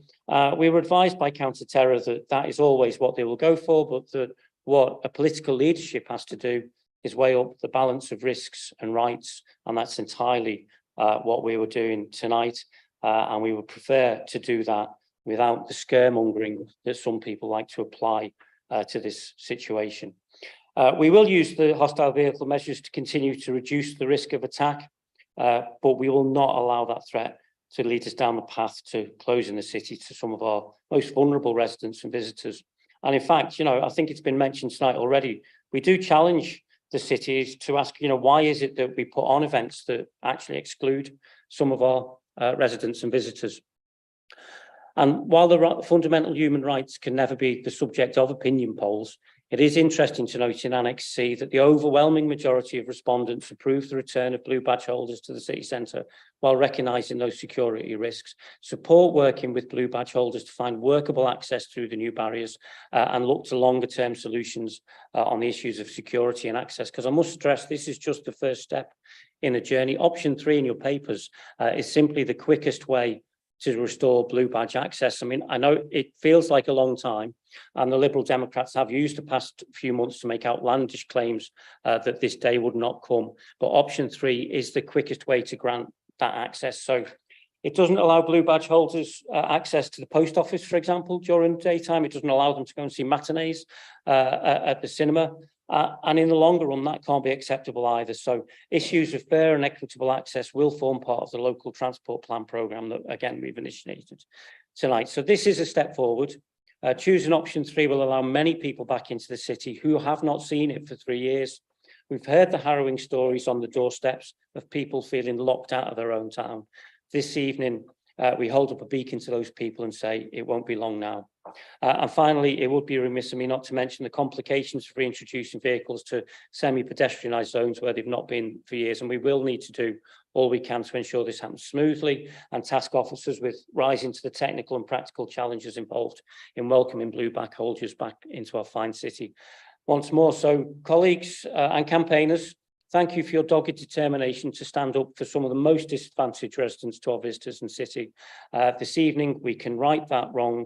I ask you to consider the options on pages 87 to 89 and choose option 3.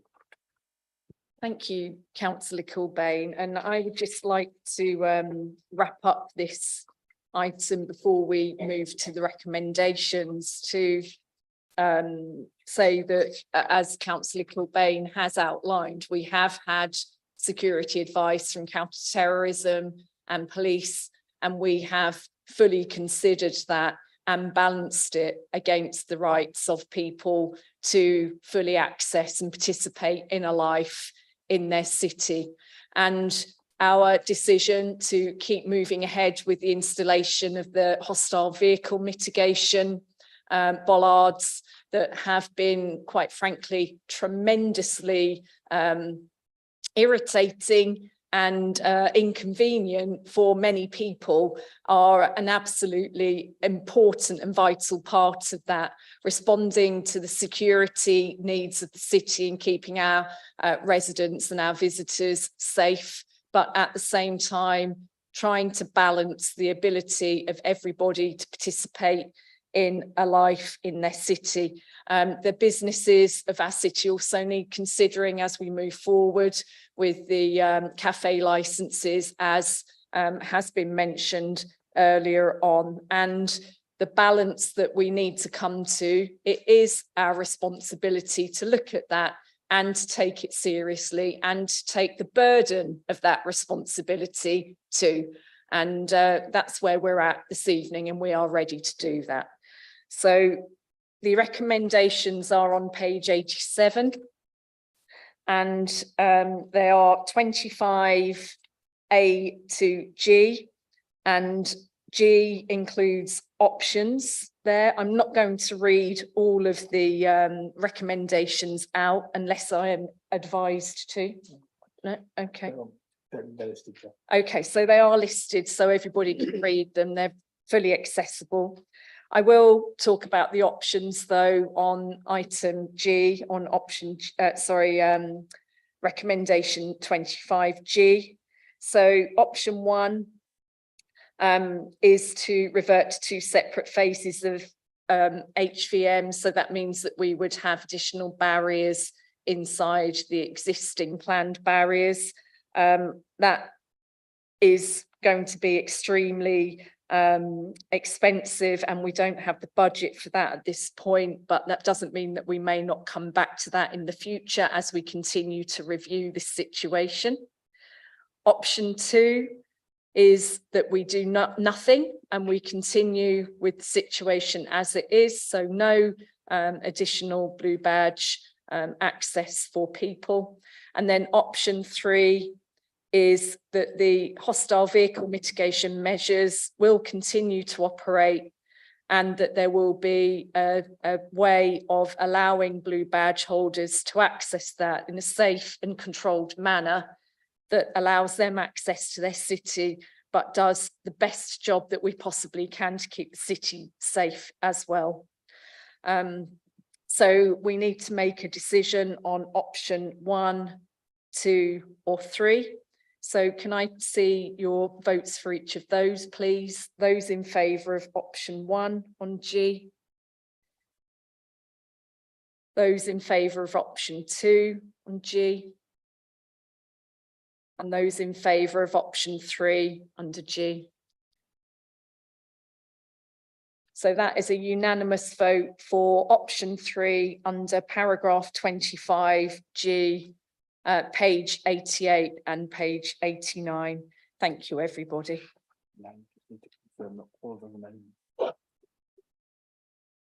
So we are also accepting recommendations 25A, B, C, D, E, F, and H. Can I see the vote on that, please? Thank you. Thank you very much, everybody. Right. Oh, okay. Should we have a quick break? Would I think we need a comfort break by the look of it. So if we can come back as quickly as possible, 5 minutes, 7:10. Thank you, everybody, and we'll move on to the next item.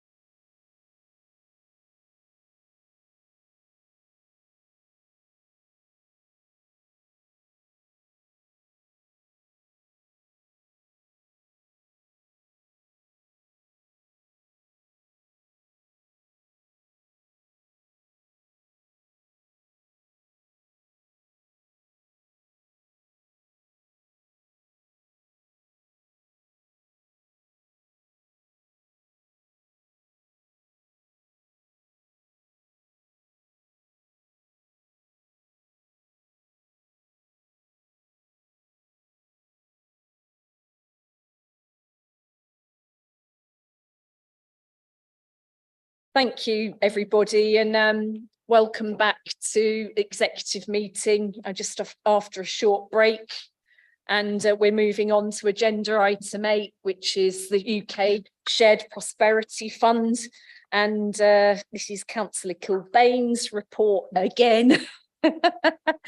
But we do have Neil Ferris and Catherine Daly to introduce this for us. So please go ahead. Thank you. Thank you, Chair. Neil Ferris, Corporate Director of Place. The UK Shared Prosperity Fund is just about halfway through the programme, which is an opportune time to review that, and especially in light of the new council plan and, as previously mentioned, the new EACH priorities.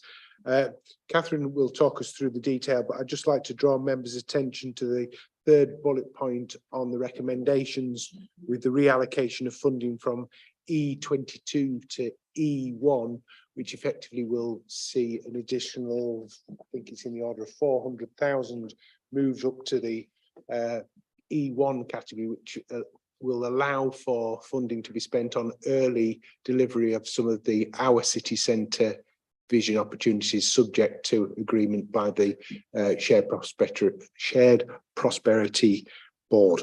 Okay, thank you. Catherine. Thanks, Neil. So members will be aware that SPF is a 3-year programme of funding provided for local investment by March 25. All areas of the UK receive an allocation, and York was allocated 5.5 million in total over the 3 years. And as Neil said, we're approximately halfway through that funding period now. And we anticipate that any future tranches of SPF will be allocated via the new combined authority rather than via ourselves. So the SPF investment plan for how current funding would be prioritised and delivered for York was agreed by Executive in November 22 and then approved by Government in January 23. And that plan sets out interventions, allocations and delivery routes. So some through direct delivery by the council, some by commissioning and some through open grant competition. And this report formally details all the spend of SPF so far, and it demonstrates the good progress that's been made to date. But with half of the programme yet to be implemented, it seems good timing to undertake a light touch review at this time. And it's also allowed us to learn from our experience to date and make sure we're in the strongest position to achieve our outputs and maximise our spend by the end of the programme, and also to consider the priorities of the new administration. And we've used the period of review to also develop a comprehensive assurance framework with input from our audit colleagues at Veritao to support governance and implementation of the programme. So as the report highlights, our key learning points from the review and the assurance work include that with hindsight, money was perhaps spread a little too thinly across too many interventions, and that's created a few challenges to implement and run the programme efficiently. We recognise that the SPF Partnership Board would benefit from broader representation, especially around rural interests and trade unions. And we recognise that whilst the highway improvement work implemented under ACAN Phase 1 was done with the best intentions, so as not to lose out on the funding at the time, that unfortunately it didn't meet the expectations of the local community, as we heard earlier. So I won't go through all the recommendations, but the detail at paragraphs 13 to 16 essentially seek to respond to the findings of the review, and they include recommendations to refocus and prioritise funding, and also to make some amendments to how we run the partnership board, including publishing minutes and papers of those future meetings. Thank you. Thank you, Catherine.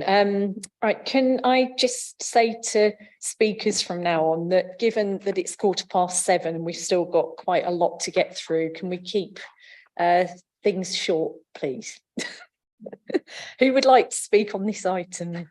Yeah, okay.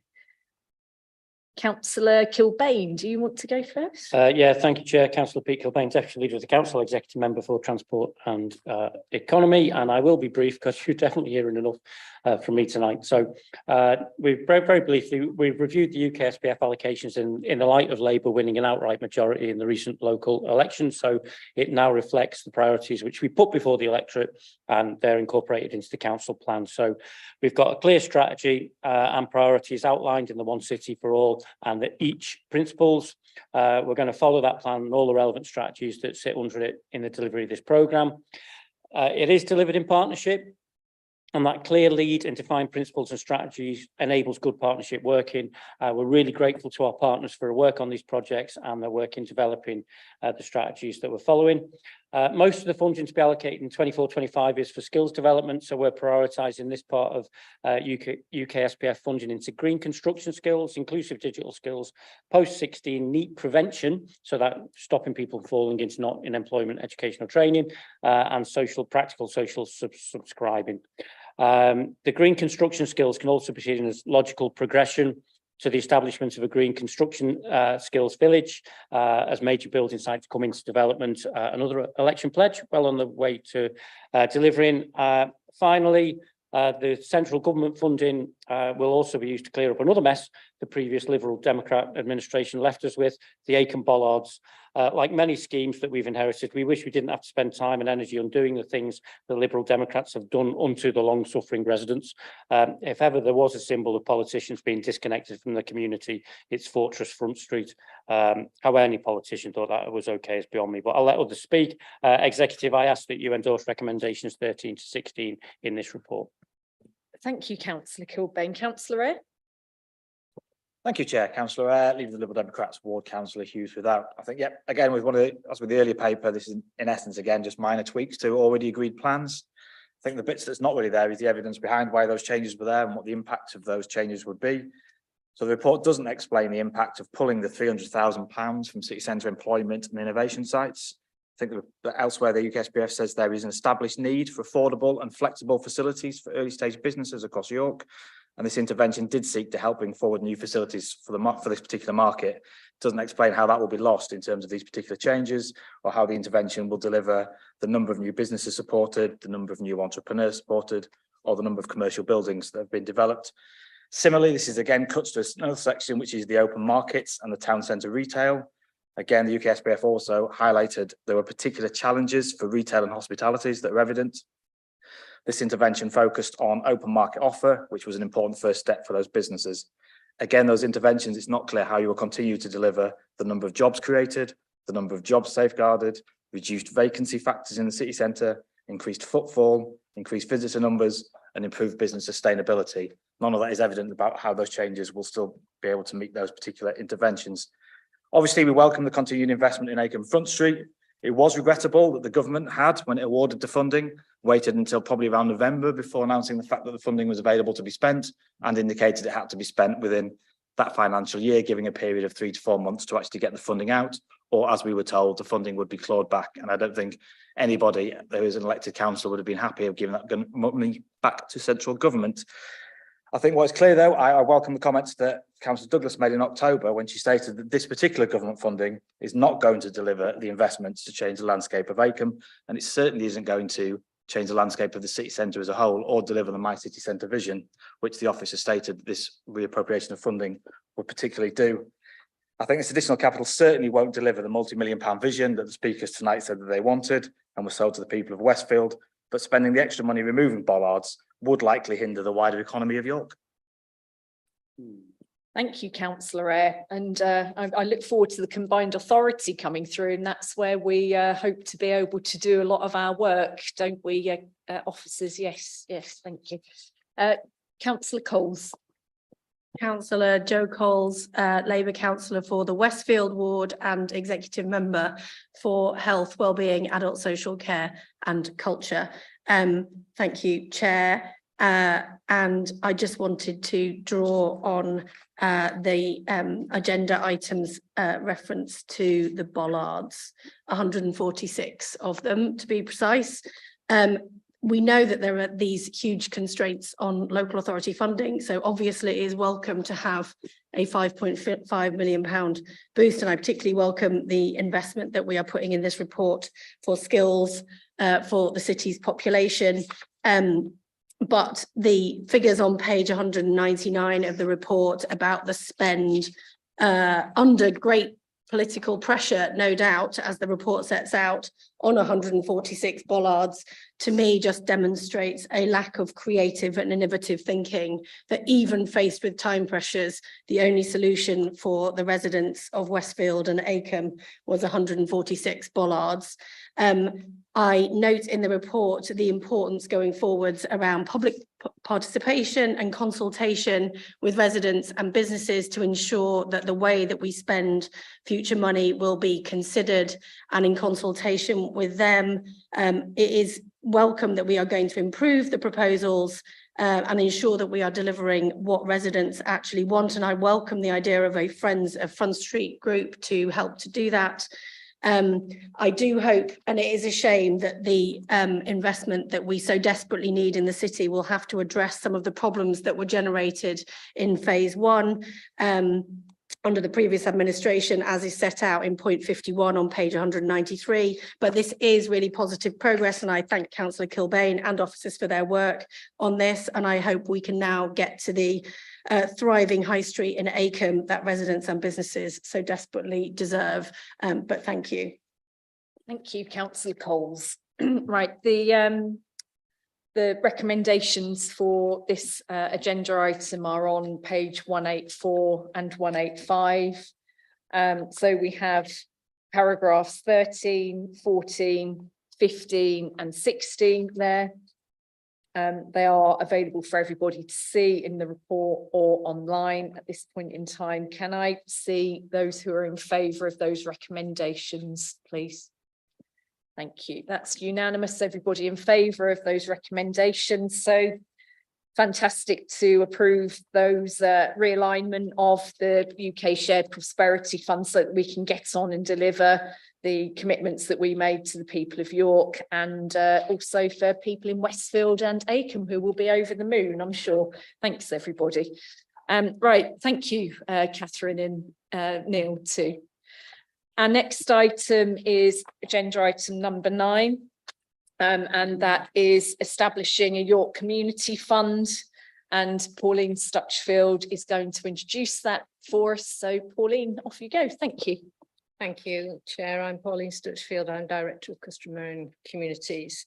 I'm bringing you this report to establish a permanent community fund that will fund and deliver community projects and growth on a permanent basis in York, for York people, funded by York people, with the ability to have specific and targeted campaigns for an agreed set of projects aligned to the city's priorities.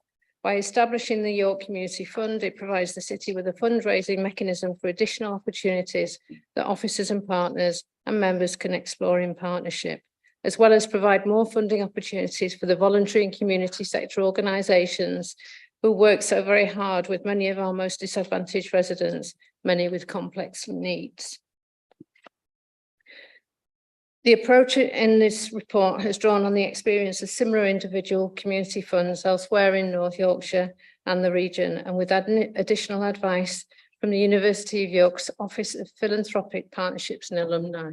And they're very much experts in this field and have raised millions of pounds annually for the university that have then worked on projects for public good. The proposal is to establish a community fund that invests in projects ring-fenced to deliver positive outcomes for York residents specifically.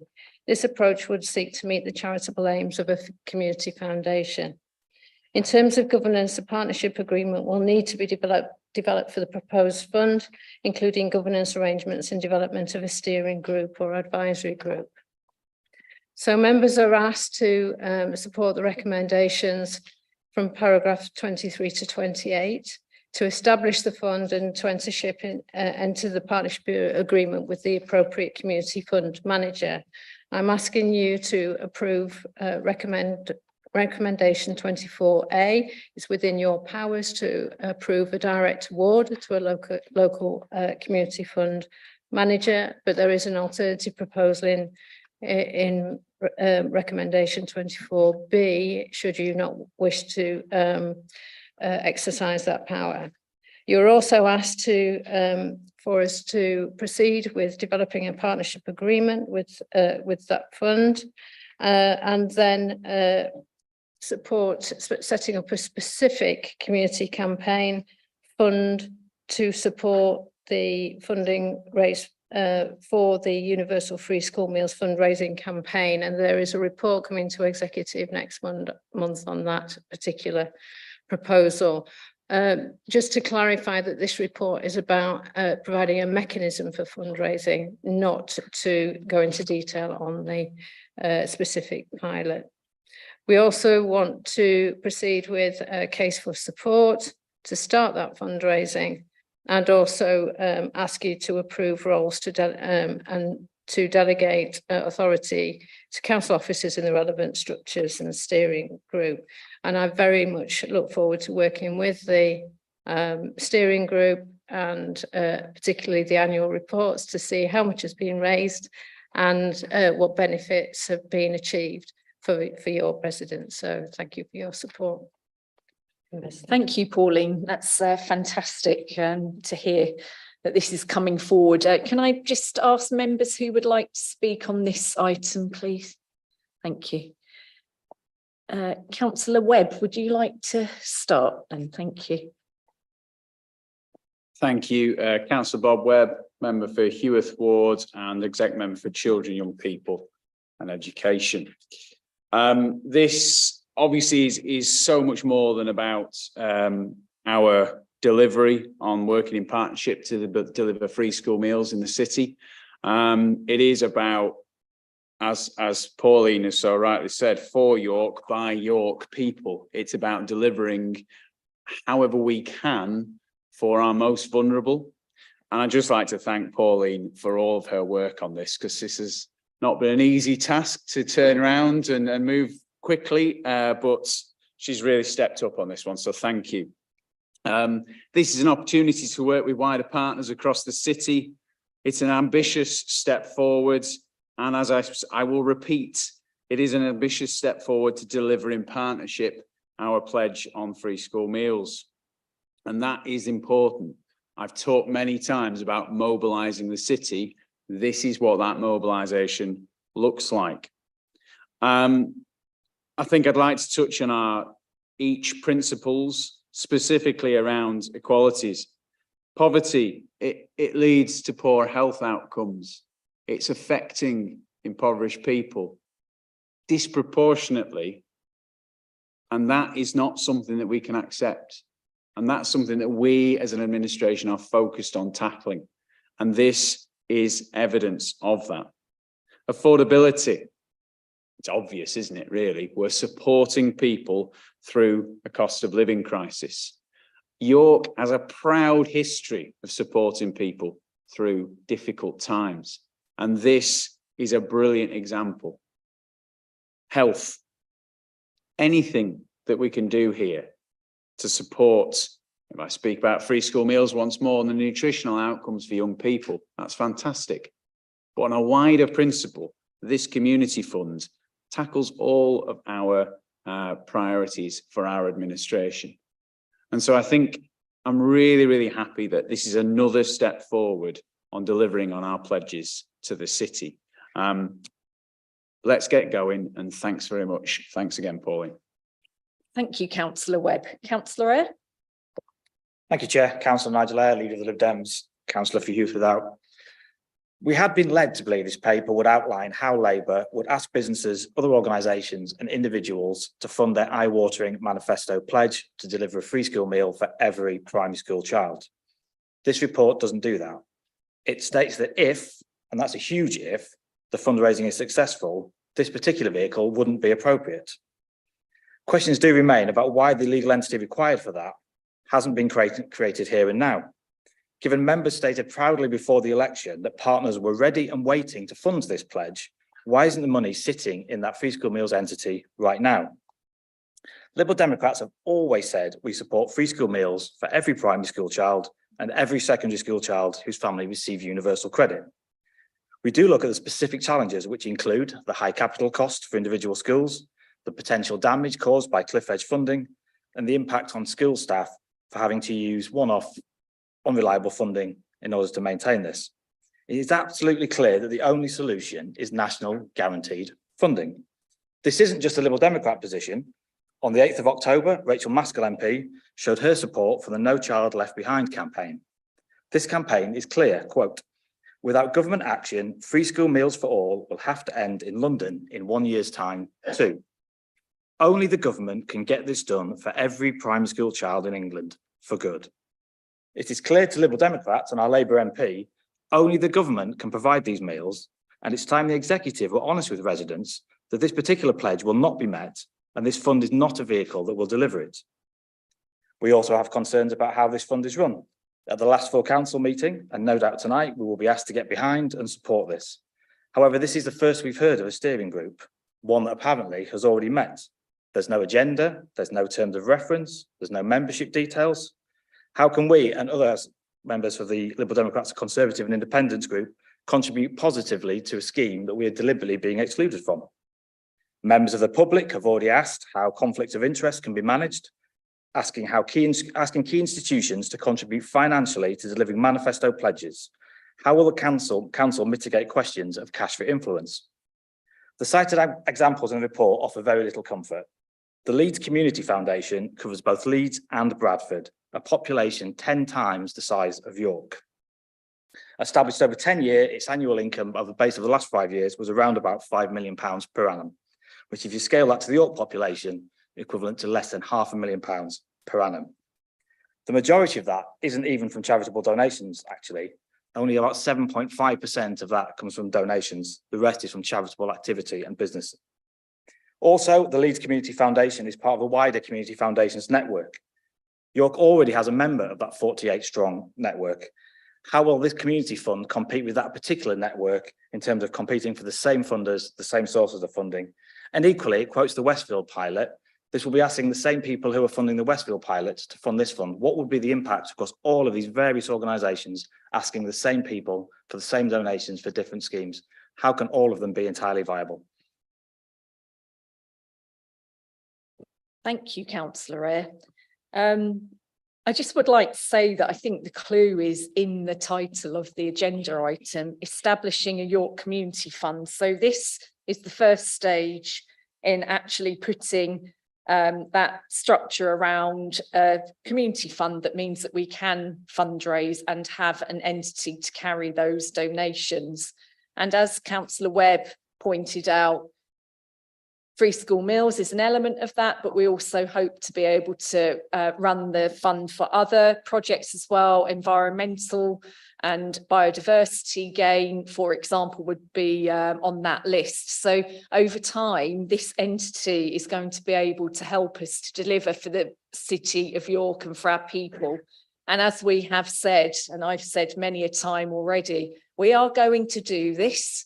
We need to do things differently in the city in order to deliver for the people and the things that they would like to see from us as a local authority. This is part of that scheme, and our opposition members across the chamber, if you want to get on board with us and join us, please, we would be more than happy for you to do that.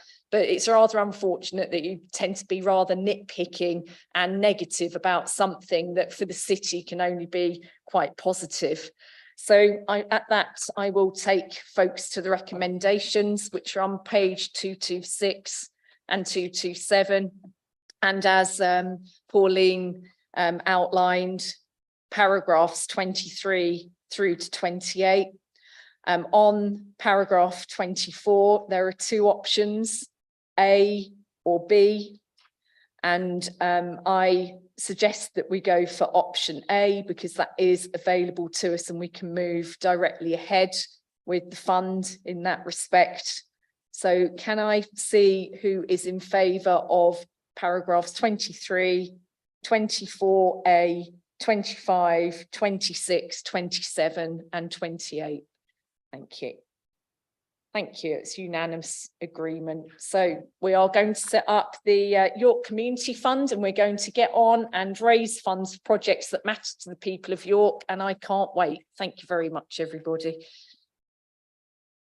Right, next item. Thank you, Pauline, as well. Thank you for all your work.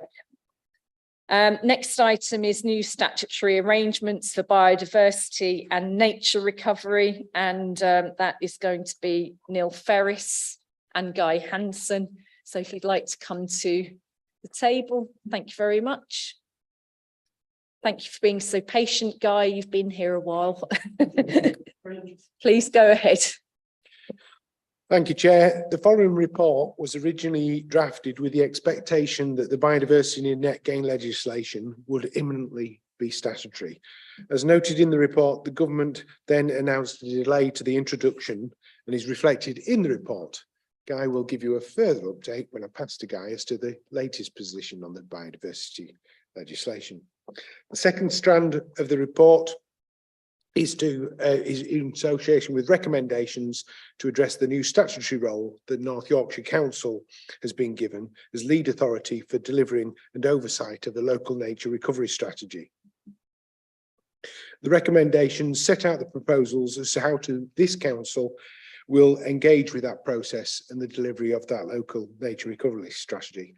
Finally, both the Biodiversity Net Gain and local nature recovery strategy will give rise to opportunities for investment in land owned by CYC for improving biodiversity net gain. And the report recommends a small budget from the government grant to ensure that the council is in the best possible position for investment in our land to improve biodiversity net gain. And I'll pass over to Guy to talk through any of the detail. Thank you, Neil. Thank you, Chair.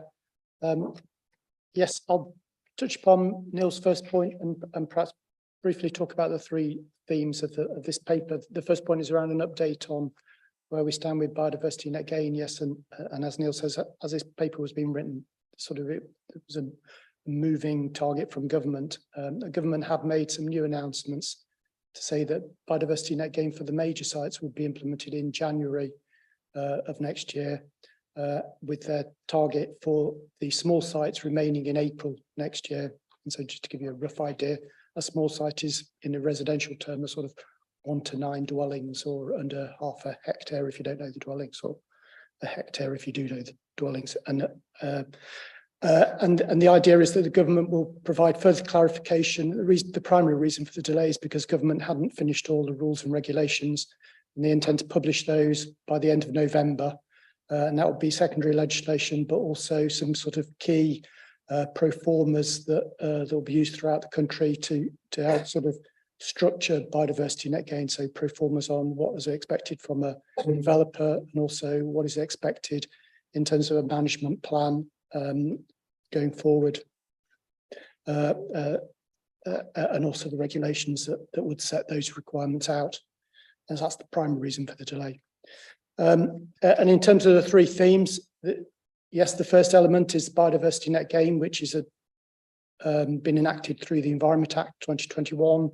And this is a sort of planning instrument, so it really affects new development. And biodiversity net gain isn't a sort of new concept. It's been sort of rattling around for many, many years. The difference here is that it's a highly regularized process that the government intends to put in place. So the 2021 regulations stipulate a minimum of 10% biodiversity net gain. We previously had in our policies a sort of general thing about not making biodiversity worse, but it's a very difficult thing to actually quantify where you don't have any set metrics. The idea with this is that we'll have a clear metric on how to analyze a sort of proxy for biodiversity value. And through that, we'll be able to work out what's 10%.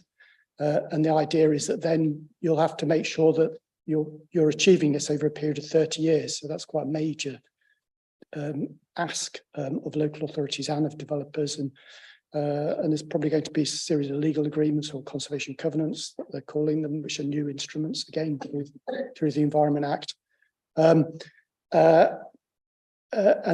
so that will all come into play next year. The local nature recovery strategy is again come out of the Environment Act, and that's the idea that the government has split the country up into about 50 different regions, and there's a large geography that contains York, but the most of it is North Yorkshire, and government have stipulated that North Yorkshire are the responsible authority and we're the supporting authority in that particular case. So DEFRA have funded North Yorkshire to produce a strategy over a period of about 18 months, which takes us into 2025.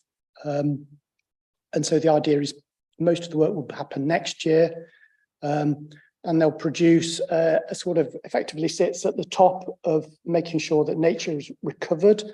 And in terms of what the way that could happen is through B&G. So B&G is a planning instrument for recovering nature. There'll be farming rules around the elms and how that recovers nature. There'll be opportunities for private investment. And so the idea is that we have to agree, as Neil says, our sort of terms of engagement with that. And so this paper includes some delegations around how we feed into what is effectively North Yorkshire's decision on a local nature recovery strategy. But the rules and regulations, particularly the 2023 procedural rules, are sort of govern how they have to take it into account of supporting authorities' position. And then the third part, as Neil says, is really around making sure that we don't miss out on our opportunities. And so potentially we could have a look at our sites, whether with strays or farmland or parks and gardens, and see are there opportunities to create the instrument, what you should call a habitat bank, which is how you deliver biodiversity net gain if you can't do it on your site. So potentially York might become have an investment opportunity to do a piece of work where we register a site as a habitat bank, and that's offered to private developers to make sure that that we're maximising the opportunities in York, because obviously we want nature recovery in our area rather than somewhere else. That's it. Thank you. Thank you, Guy. Goodness me, this is absolutely fantastic, isn't it? I'm really excited to see this come through, and even with the government stalling on it, we have decided not to. We're ploughing ahead. So who would like to speak on this item? Okay, Councillor Pavlovic, is that you indicating? Right, okay, one moment. Right. Councillor Revillius, would you like to start? Yep, Councillor Kate Revillius, Executive Member for Environment and Climate Emergency and Councillor for Fulford and Heslington. Yeah, I'm really pleased that we are aware that nature can't wait, and we're not going to dilly-dally like the government. We're going to get on with things. The State of Nature report from this year shows that 1 in 6 species across the UK are at risk of being lost. So we know that we've got serious problems, and intensive farming and climate change are some of those biggest drivers behind that nature loss. And the habitats that we do have, many of them are in a poor state. But the good news around all of this is that we can reverse it, and that nature is capable of bouncing back. And we've also shown, lots of studies have shown, that food production and nature can occur side by side. So it's not sort of either nature or food. We can do all of these things, and we can do better here in York. And enhancing nature helps to make us more resilient to climate change as well. So it's a win-win situation. So I'm really pleased. I very much thank Guy and Neil for the work that you've put in, for the shifting sands that we've had to work with the government, and for being willing to forge ahead and make sure that we're ready when the opportunities do arise.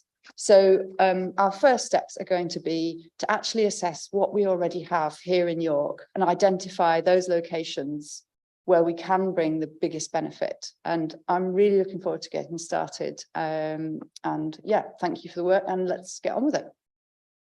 Thank you, Councillor Revillius. Councillor Eyre. Thank you, Chair. Councillor Eyre, Leader of the Liberal Democrats, Councillor for Youth Without. Obviously pleased to see this paper on biodiversity net gain. As we're all aware, there's great pressure on the environment, and we all need to do all we can to enhance and improve the diversity across the city. And I've actually started to see some of this feeding through into the planning reports we've been having at committee. It's been really welcome to see that even prior to legislation starting to seep into that process and being accepted by most people that have been had that through. As we've heard, the biodiversity net gain legislation becomes law later on, with developers legally obliged to show a 10% increase on the land they are developing. The developers can choose not to do this and move the biodiversity improvement off-site. This would cost them more money and may result in our city losing biodiversity to somewhere far away. So I hope we do as much as we can to dissuade that. As Guy alluded to as well, though, a further important consideration is the impact the legislation will have on resources. The net gain improvement for each site is audited, I think, as you mentioned, and measured 9 times over a 30-year period. This requires many more ecologists than are available, along with storing accurate, accessible information on all the sites. The cost of this will obviously be significant. On the flip side to this, the council does have the opportunity to offer habitat banking on land that we control, and I wonder if this is being considered, and if so, how is this being resourced? What is the business offer, and are we ensuring all legal and financial rules are in place? Thank you, Councillor. Councillor Pavlovic. Thank you, Chair, and thank you, Guy. Good report. The recent decision by the current government to delay and now seemingly U-turn on the U-turn, which perhaps is a metaphor for this government, the requirement to deliver biodiversity net gain by developers will not have surprised many, given the rhetoric coming from the Conservative front bench. But it will have disappointed most people who recognise that without clear environmental targets, there will be no requirement to protect the very thing that residents and neighbours feel are important to them. The need to ensure that there are green spaces to enjoy and where wildlife can thrive make a huge difference to quality of life, and is one of the major concerns that those who already enjoy these green spaces have about development that they see threatening the green environment.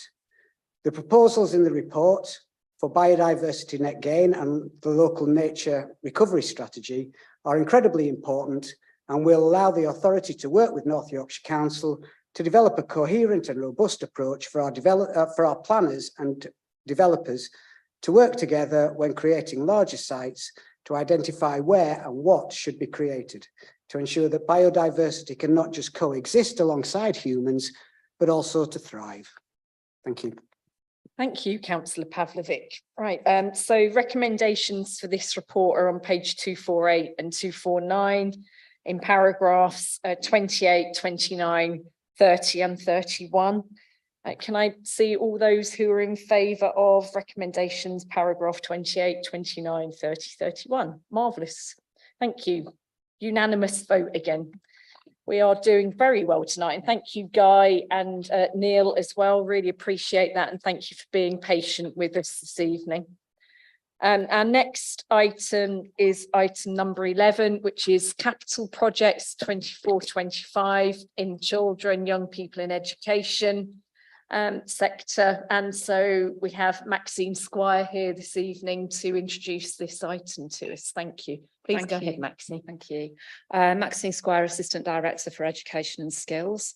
My paper is to approve an overall budget of 7.2 million to enable the capital programme, the annual capital programme of capital maintenance for schools maintained by the local authority to take place, and also the schemes outlined to increase pupil places to meet our sufficiency duty at St Oswald's Primary School, at Hobmore Oaks Special School, and at the Danesgate Community, our SEMH Specialist Provision and Pupil Referral Units. There's also a scheme to refurbish the science labs at Huntington Secondary School, which is much needed to upgrade the delivery of the science curriculum at Huntington Secondary, as unfortunately their science labs are showing their age at the moment. It's a hugely important programme and an ambitious programme of capital development. In terms of our annual programme of capital maintenance for our maintained schools, it prioritises kitchens, roofs, and also heating systems within the schools to ensure that they are able to operate efficiently, stay open and deliver the school places that are needed in the city. Executive are recommended by officers to delegate the decisions around specific schemes to the Corporate Director for Children's Services and Education in consultation with the Director of Governance and his delegated officers, and are also strongly recommended to approve the full allocation of the budget to allow these schemes to take place. Thank you. Thank you very much. Who would like to speak on this item? Okay. Councillor Eyre, would you like to start?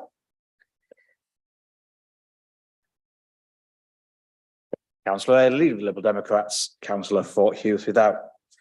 Just a general comment, I was a bit confused by the issue of Section 106 funding. I know there was mention of Section 106 funding from Germany Beck being used towards the maintenance grant, but not towards the expansion at St Oswald. So it's a bit confused as to whether Germany Beck had contributed anything towards that particular area. But on a wider point, obviously, welcome the proposals contained within the paper, and we hope that a list of further schemes are provided as part of the budget process. Appreciate the need for investment in provision at Hobmore Oaks. It's important given the increasing demand for places at that school, and two-form entry at St Oswald's will help that school going forward. York is fortunate that the PFI relationship with Sewell has been harmonious in contrast with other parts of the country. In terms of Frontington School, and I note the fact you said in your introduction that they are showing their age. I was once taught in those labs by Councillor Fisher as a physics teacher, and I'm not sure anyone, I'll leave it to other people to comment which is age better, Councillor Fisher, myself, or the labs at Huntington School. So clearly welcome the work there and welcome the work at Danesgate. There are some school buildings which are older and have benefited from works over a number of years, which we still need to continue, for instance, Westfield School. And I hope that the work on energy efficiency continues and the solar schools programme introduced by the previous administration. Thank you, Councillor. Councillor Webb. Thank you, and thank you, Maxine, for bringing this report. Councillor Webb, Executive Member for Children, Young People, Education. And Councillor Eyre, I'm glad that you mentioned Councillor Fisher and not me. So I think on this particular item, again, if we look to our key principles, the qualities of affordability, climate and health. I mean, this particularly targets climate, if nothing else, annual 13% climate emission reduction target. And that is through insulation, roofs, double glazing. This prioritises maintenance, which will prevent closures, and which obviously supports our young people massively.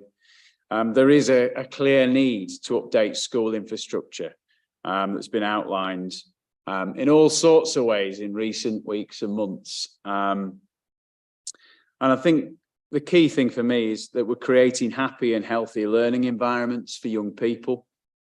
It'd be remiss of me not to mention that I'm a science teacher myself, not at Huntington School, but it does fill me with pleasure that we're actually supporting the science curriculum through this endeavour. The couple of final points, with equal pleasure, really. We're supporting our most vulnerable young people, those with special educational needs, by expanding provision, much needed expansion to provision. And we're supporting those young people with social, emotional, mental health problems as well, concerns that should concern us all. And these people are vulnerable because of the situations they've found themselves in. So this is a really positive step forward, another step of delivery. Glad we're on our way. Thanks. Thank you, Councillor Webb. And I have to say, another vested interest over here. I was a science teacher, so the excitement of getting new science labs is just astounding, isn't it? Anybody else in the room ever been a science teacher before? No, goodness gracious. Right, okay, so let's move on to the recommendations then for this report, page 259 and 260. So we've got paragraphs 30, 31, 32, 33, 34, 35 and 36. And then we have option 1 outlined on page 262 and 263. which outlines all of the projects that Maxine told us about earlier, and the recommendation is that we move ahead with all of those projects. So can I see those who are in favour of recommendations 30 to 36 and option 1, 2? Thank you. Option 1 approved. Marvellous. Thank you very much. Thank you, Maxine. Yes, absolutely. Right, so thank you very much, everybody.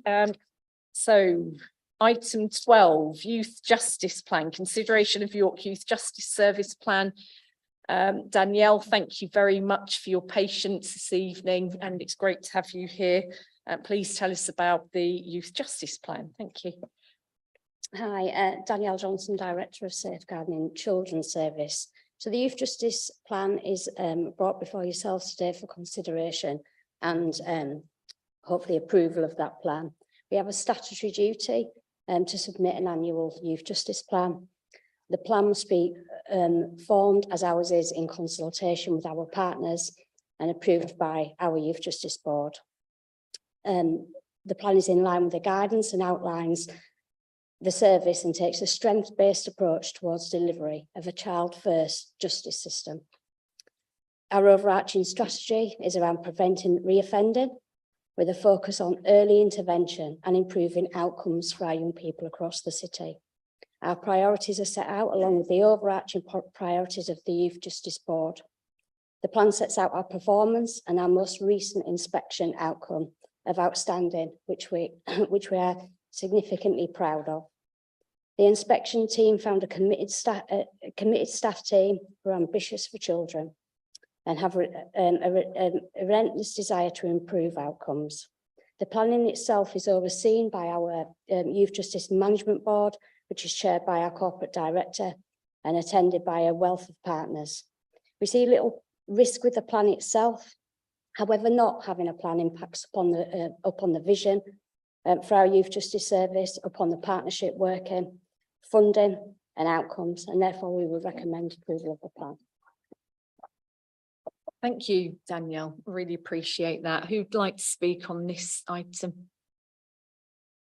Councillor Eyre, do you want to go first? Thank you, Chair. Councillor Eyre, Leader of the Liberal Democrats, Councillor for Youth Without. Obviously, I would encourage the Labour administration to continue to invest in this service, which has been judged as outstanding by Ofsted, in order to ensure the best outcomes for young people and families.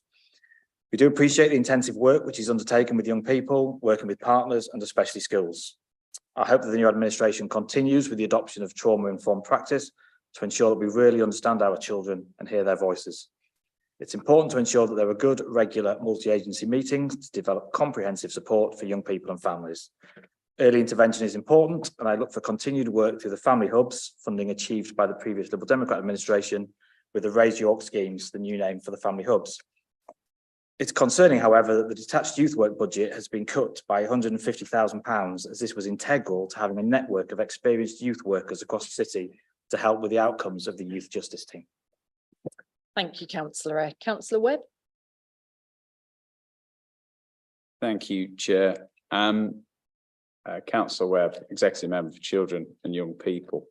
Thank you, Danielle, for your work on this report, and please pass on your thanks to the team. I was out to say hello to them very briefly last week, I think. I don't know, the days are all blurring in, but it's really great to see them doing the work that they need, the much needed work, particularly on this plan.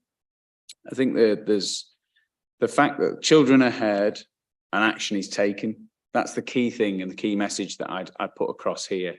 You know, there's a priority in there for supporting our vulnerable young people, supporting different groups as well that actually really need our support. So Gypsy, Roma, Traveller communities, women, looked after children. This is a report that is a statutory duty, but it really does focus on what we do well, which has to be partnership work. And I'd agree, Councillor Eyre, trauma-informed practice is really, really important. The work we do with health is part of that. So, yeah, I'm really, really happy to recommend this and move us forward on it.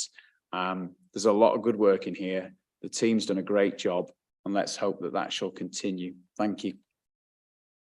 Thank you, Councillor Webb, and I really would like to thank all your staff, Danielle, who work in the youth justice team, because they are seen as a beacon regionally, nationally as well. It's absolutely fantastic. So thank you for all that hard work.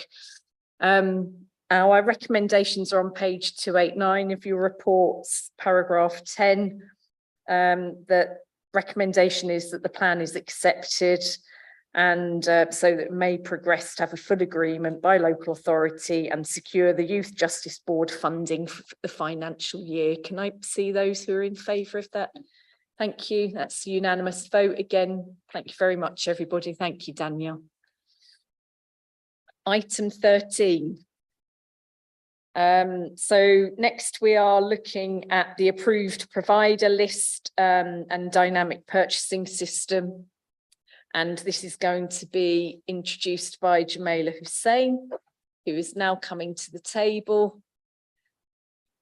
And colleague who I don't recognise, so perhaps you can introduce yourself to me, and apologies for that. Edward. Thank you, Edward. Please go ahead, both of you. Thank you very much, Chair. Jamila Hussain, Corporate Director for Adults and Integration. So this report comes following the commissioning strategy which we tabled at the last exec, and the firm commitment to fairness, equality and good quality service for our residents. Currently, we do not have an approved provider list of care homes and domiciliary care agencies. We actually go out and purchase ad hocly, which we call a pre-placement agreement. And as I mentioned before, this has created a very volatile market where our prices are not consistent, anywhere between like £700 and £1,900 for a residential bed, and anywhere between £27 to £55 per hour for domiciliary care. And our individuals who use services, we can't guarantee the quality of those services either, because we do not have a proper contract in place. It's rather individual agreements, which doesn't help people contracted with us, but equally doesn't serve our self-funders in the right place, because we haven't then got processes in place to support self-funders to choose the right care. So this LPL sets out 4 elements of care. Within this, we haven't got the supported living yet, because we're still working with those providers, but the other 3 categories are in. We also are sitting outside what we call procurement guidelines. Procurement guidelines say that we must have a clear and open process when we are commissioning for services. We haven't got that. That makes us at risk of challenge, both by providers and our residents, quite frankly. And equally, I don't think under our safeguarding and our quality and safety, we haven't got firm contract in place to be able to hold providers to account. The report actually outlines the areas that we're hoping to agree today, which is care at home, which is our domiciliary care services, our care with and without nursing, and our community-based and supported living. The bottom 2 are not part of this. We've outlined in the paper the pros and cons of having an approved provider list. Obviously, the positives are that we have a much more flexible, open and fair market. The downside is that not all providers may join our provider list, and that is always a risk for every single council up and down the country. But we are one of the very few councils who don't have an approved provider list, and we sit outside of this. So I would say that the pros of having an approved provider list, where we can actually make the process fair for our providers, and just under CQC regulations, actually supersedes any dangers or any risks we may have of people not signing. But we have actually spoken to our care market around bringing in a approved provider list. We've also spoken to the independent care group to say, look, this is the way we want to work as a council. We want to be open and transparent with all the contracts we have. And we no longer want to have individual placement agreements where we aren't able to review and ensure that the quality care is there. As we go through the paper, we've just outlined some of the spend that we've got at the moment.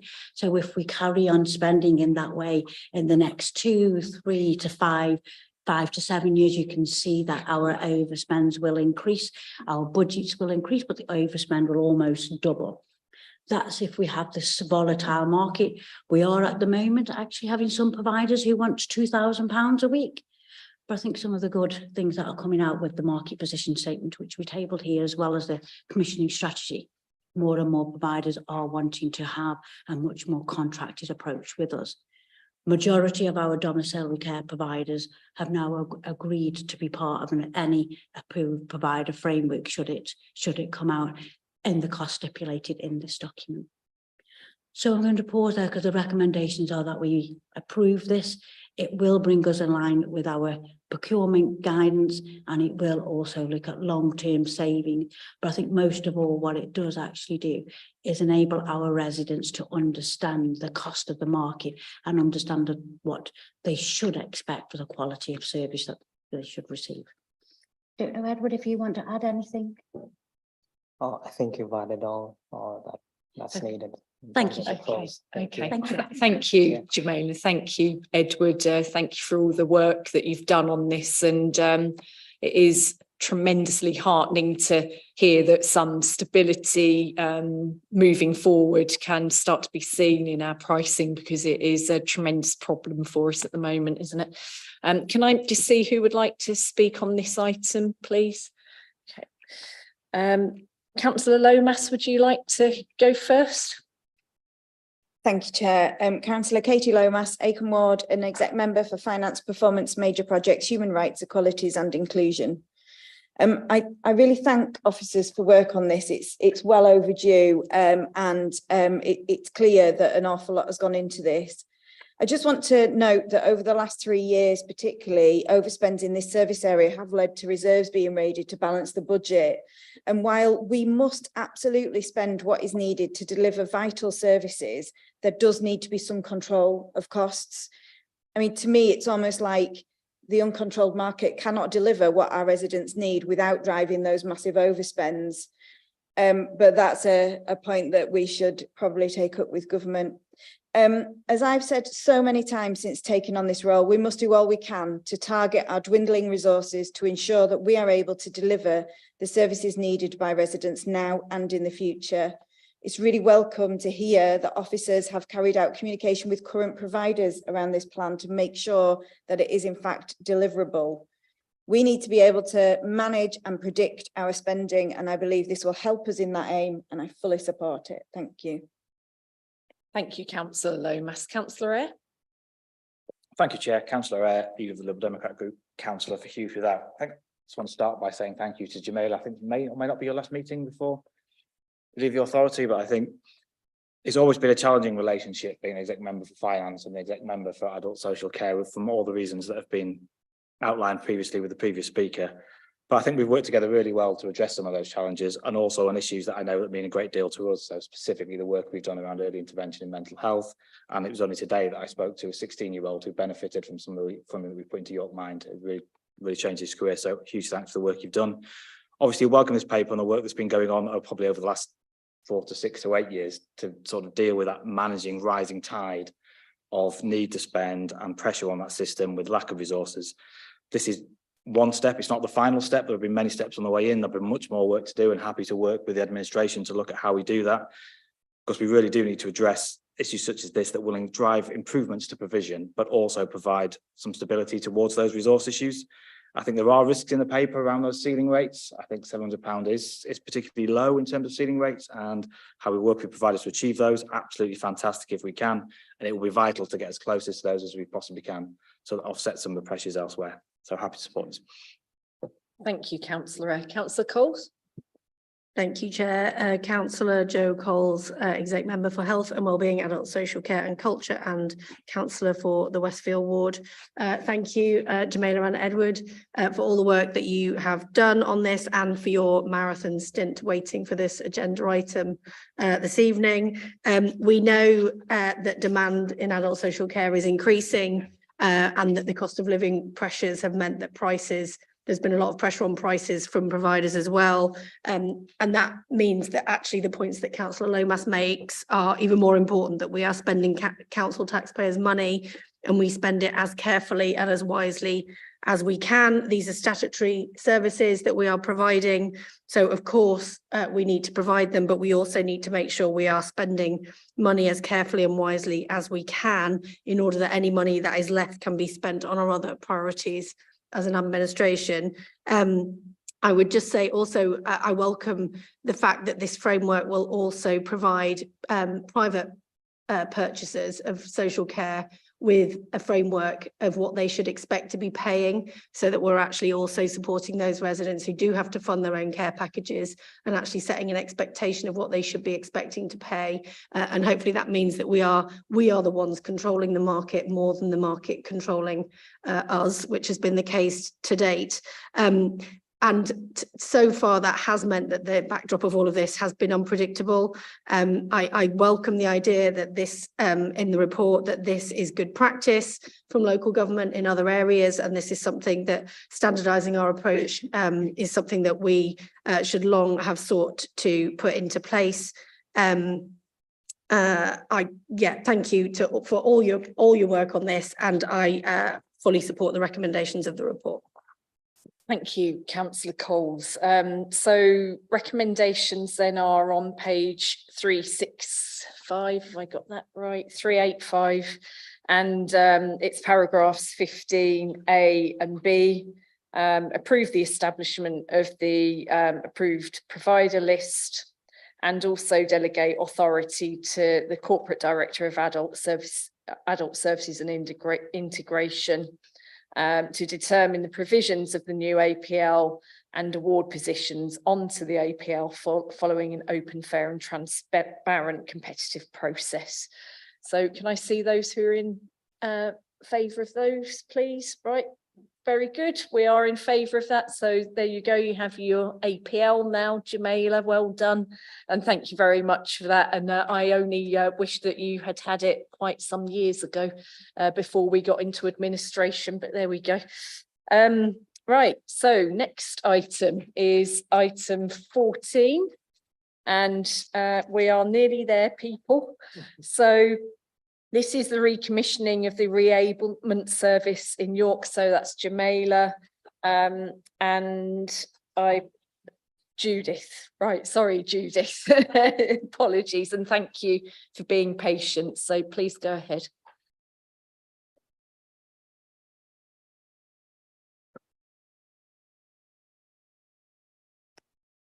Thank you, Chair. Corporate Director of Adults and Integration. I'm really pleased to bring this paper, this support the Home First approach, and also the council plans approach around generating good health, but also ensuring that people live long, healthy, fruitful lives in their own homes. And reablement, as we all know, is a real part of that. Supporting people to live at home, but equally supporting those people who come out of hospital to maintain their independence and stay healthier for longer at home. This particular contract was awarded some time ago. We have done quite a lot of work on this contract over the last 8 to 9 months. We've really looked at how the service is delivering, whether it's supporting people in the right way. As you note in the paper, we've actually consulted users of the service and their carers about what they would like in a reprocured or tendered service, whether they would like the service to be delivered in a different way, and what were the challenges and what were the positive outcomes of this. You also note in the paper that we haven't been fully utilising this reablement services as we should. However, we've got quite strong contract management support by the Commissioner sitting alongside me, and this service is now flexible and delivering what we need to do. However, because the contract has been waived for a few years, we have now reached a point in our procurement regs where we are no longer able to extend the contract, and nor would we want to, because I think it's a really good opportunity now to develop our Home First approach further since the implementation of the the one team, and I just want to thank Councillor Coles for all the support she's given around the Frailty Hub and that one team approach, which is now commenced as of the 1st of October. And this will help support the delivery and pathway for people to choose the right service.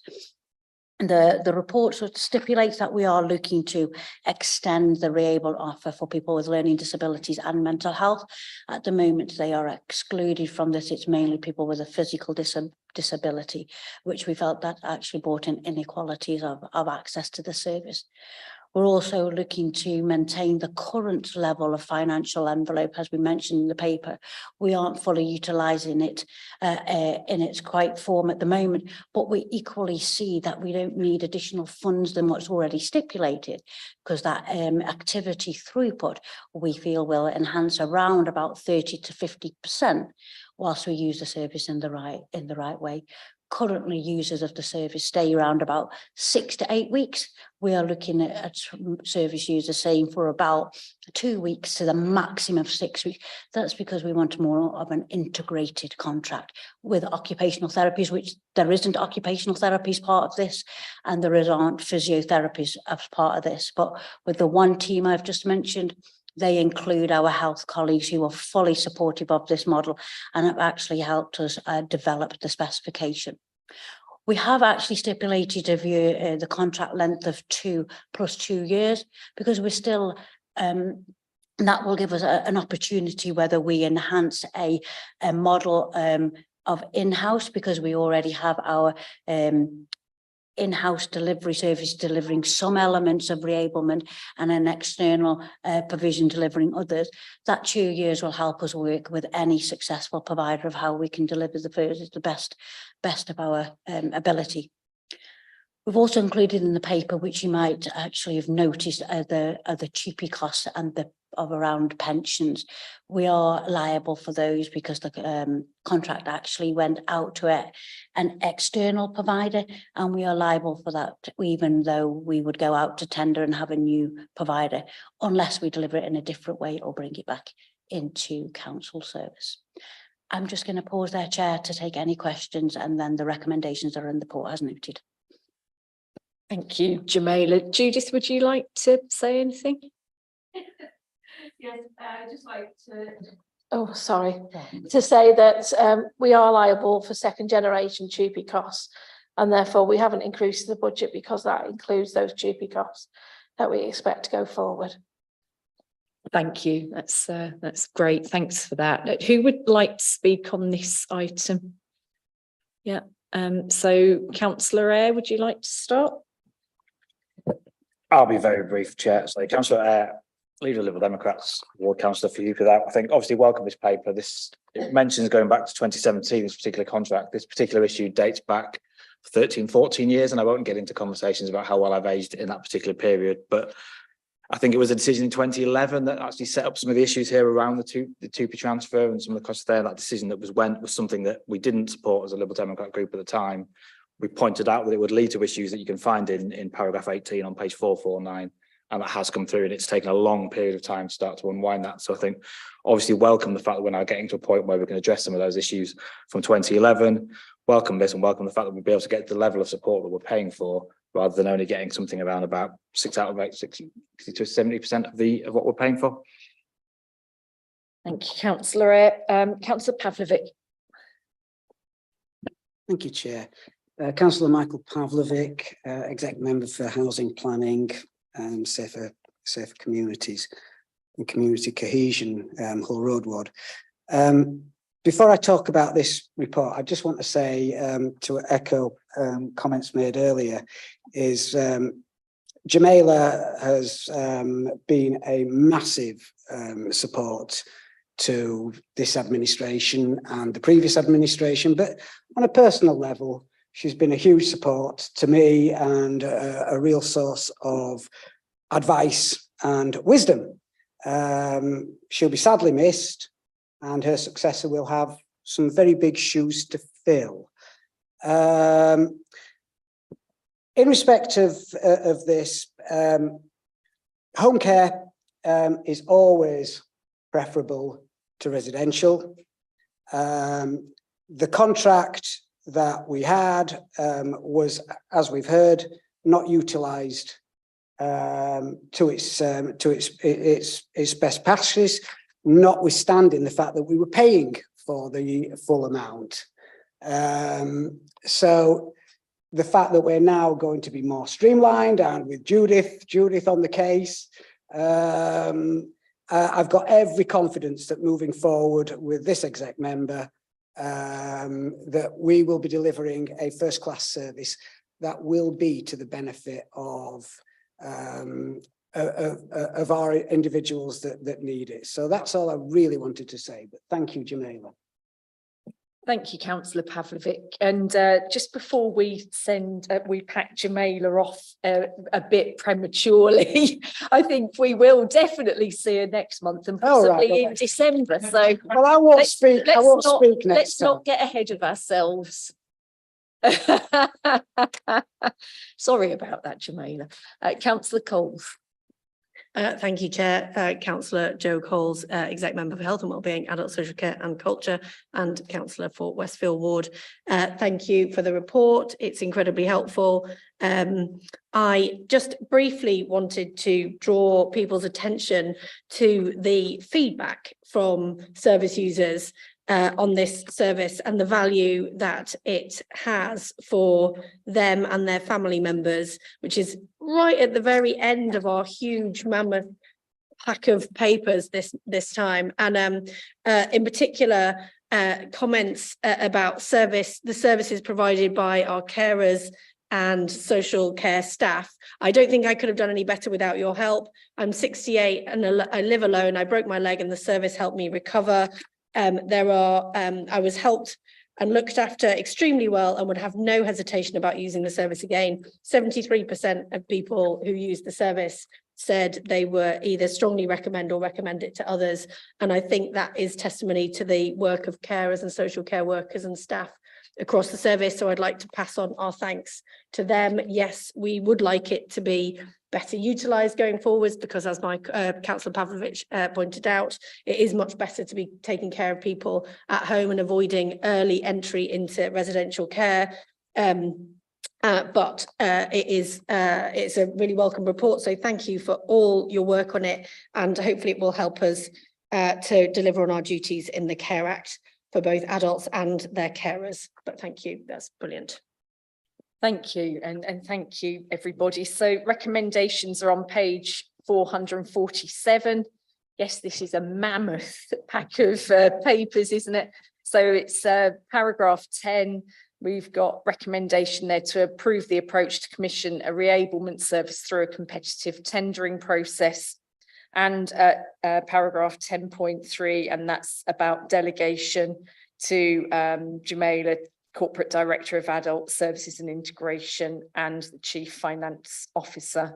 So can I see those who are in favour of the recommendations, please? Yes, and we have unanimous agreement on the recommendations again. So there you go. You are free to go and reable us all. Thank you very much for that, everybody. And then finally, to bring us to the end of the agenda, I'll go right back to the beginning.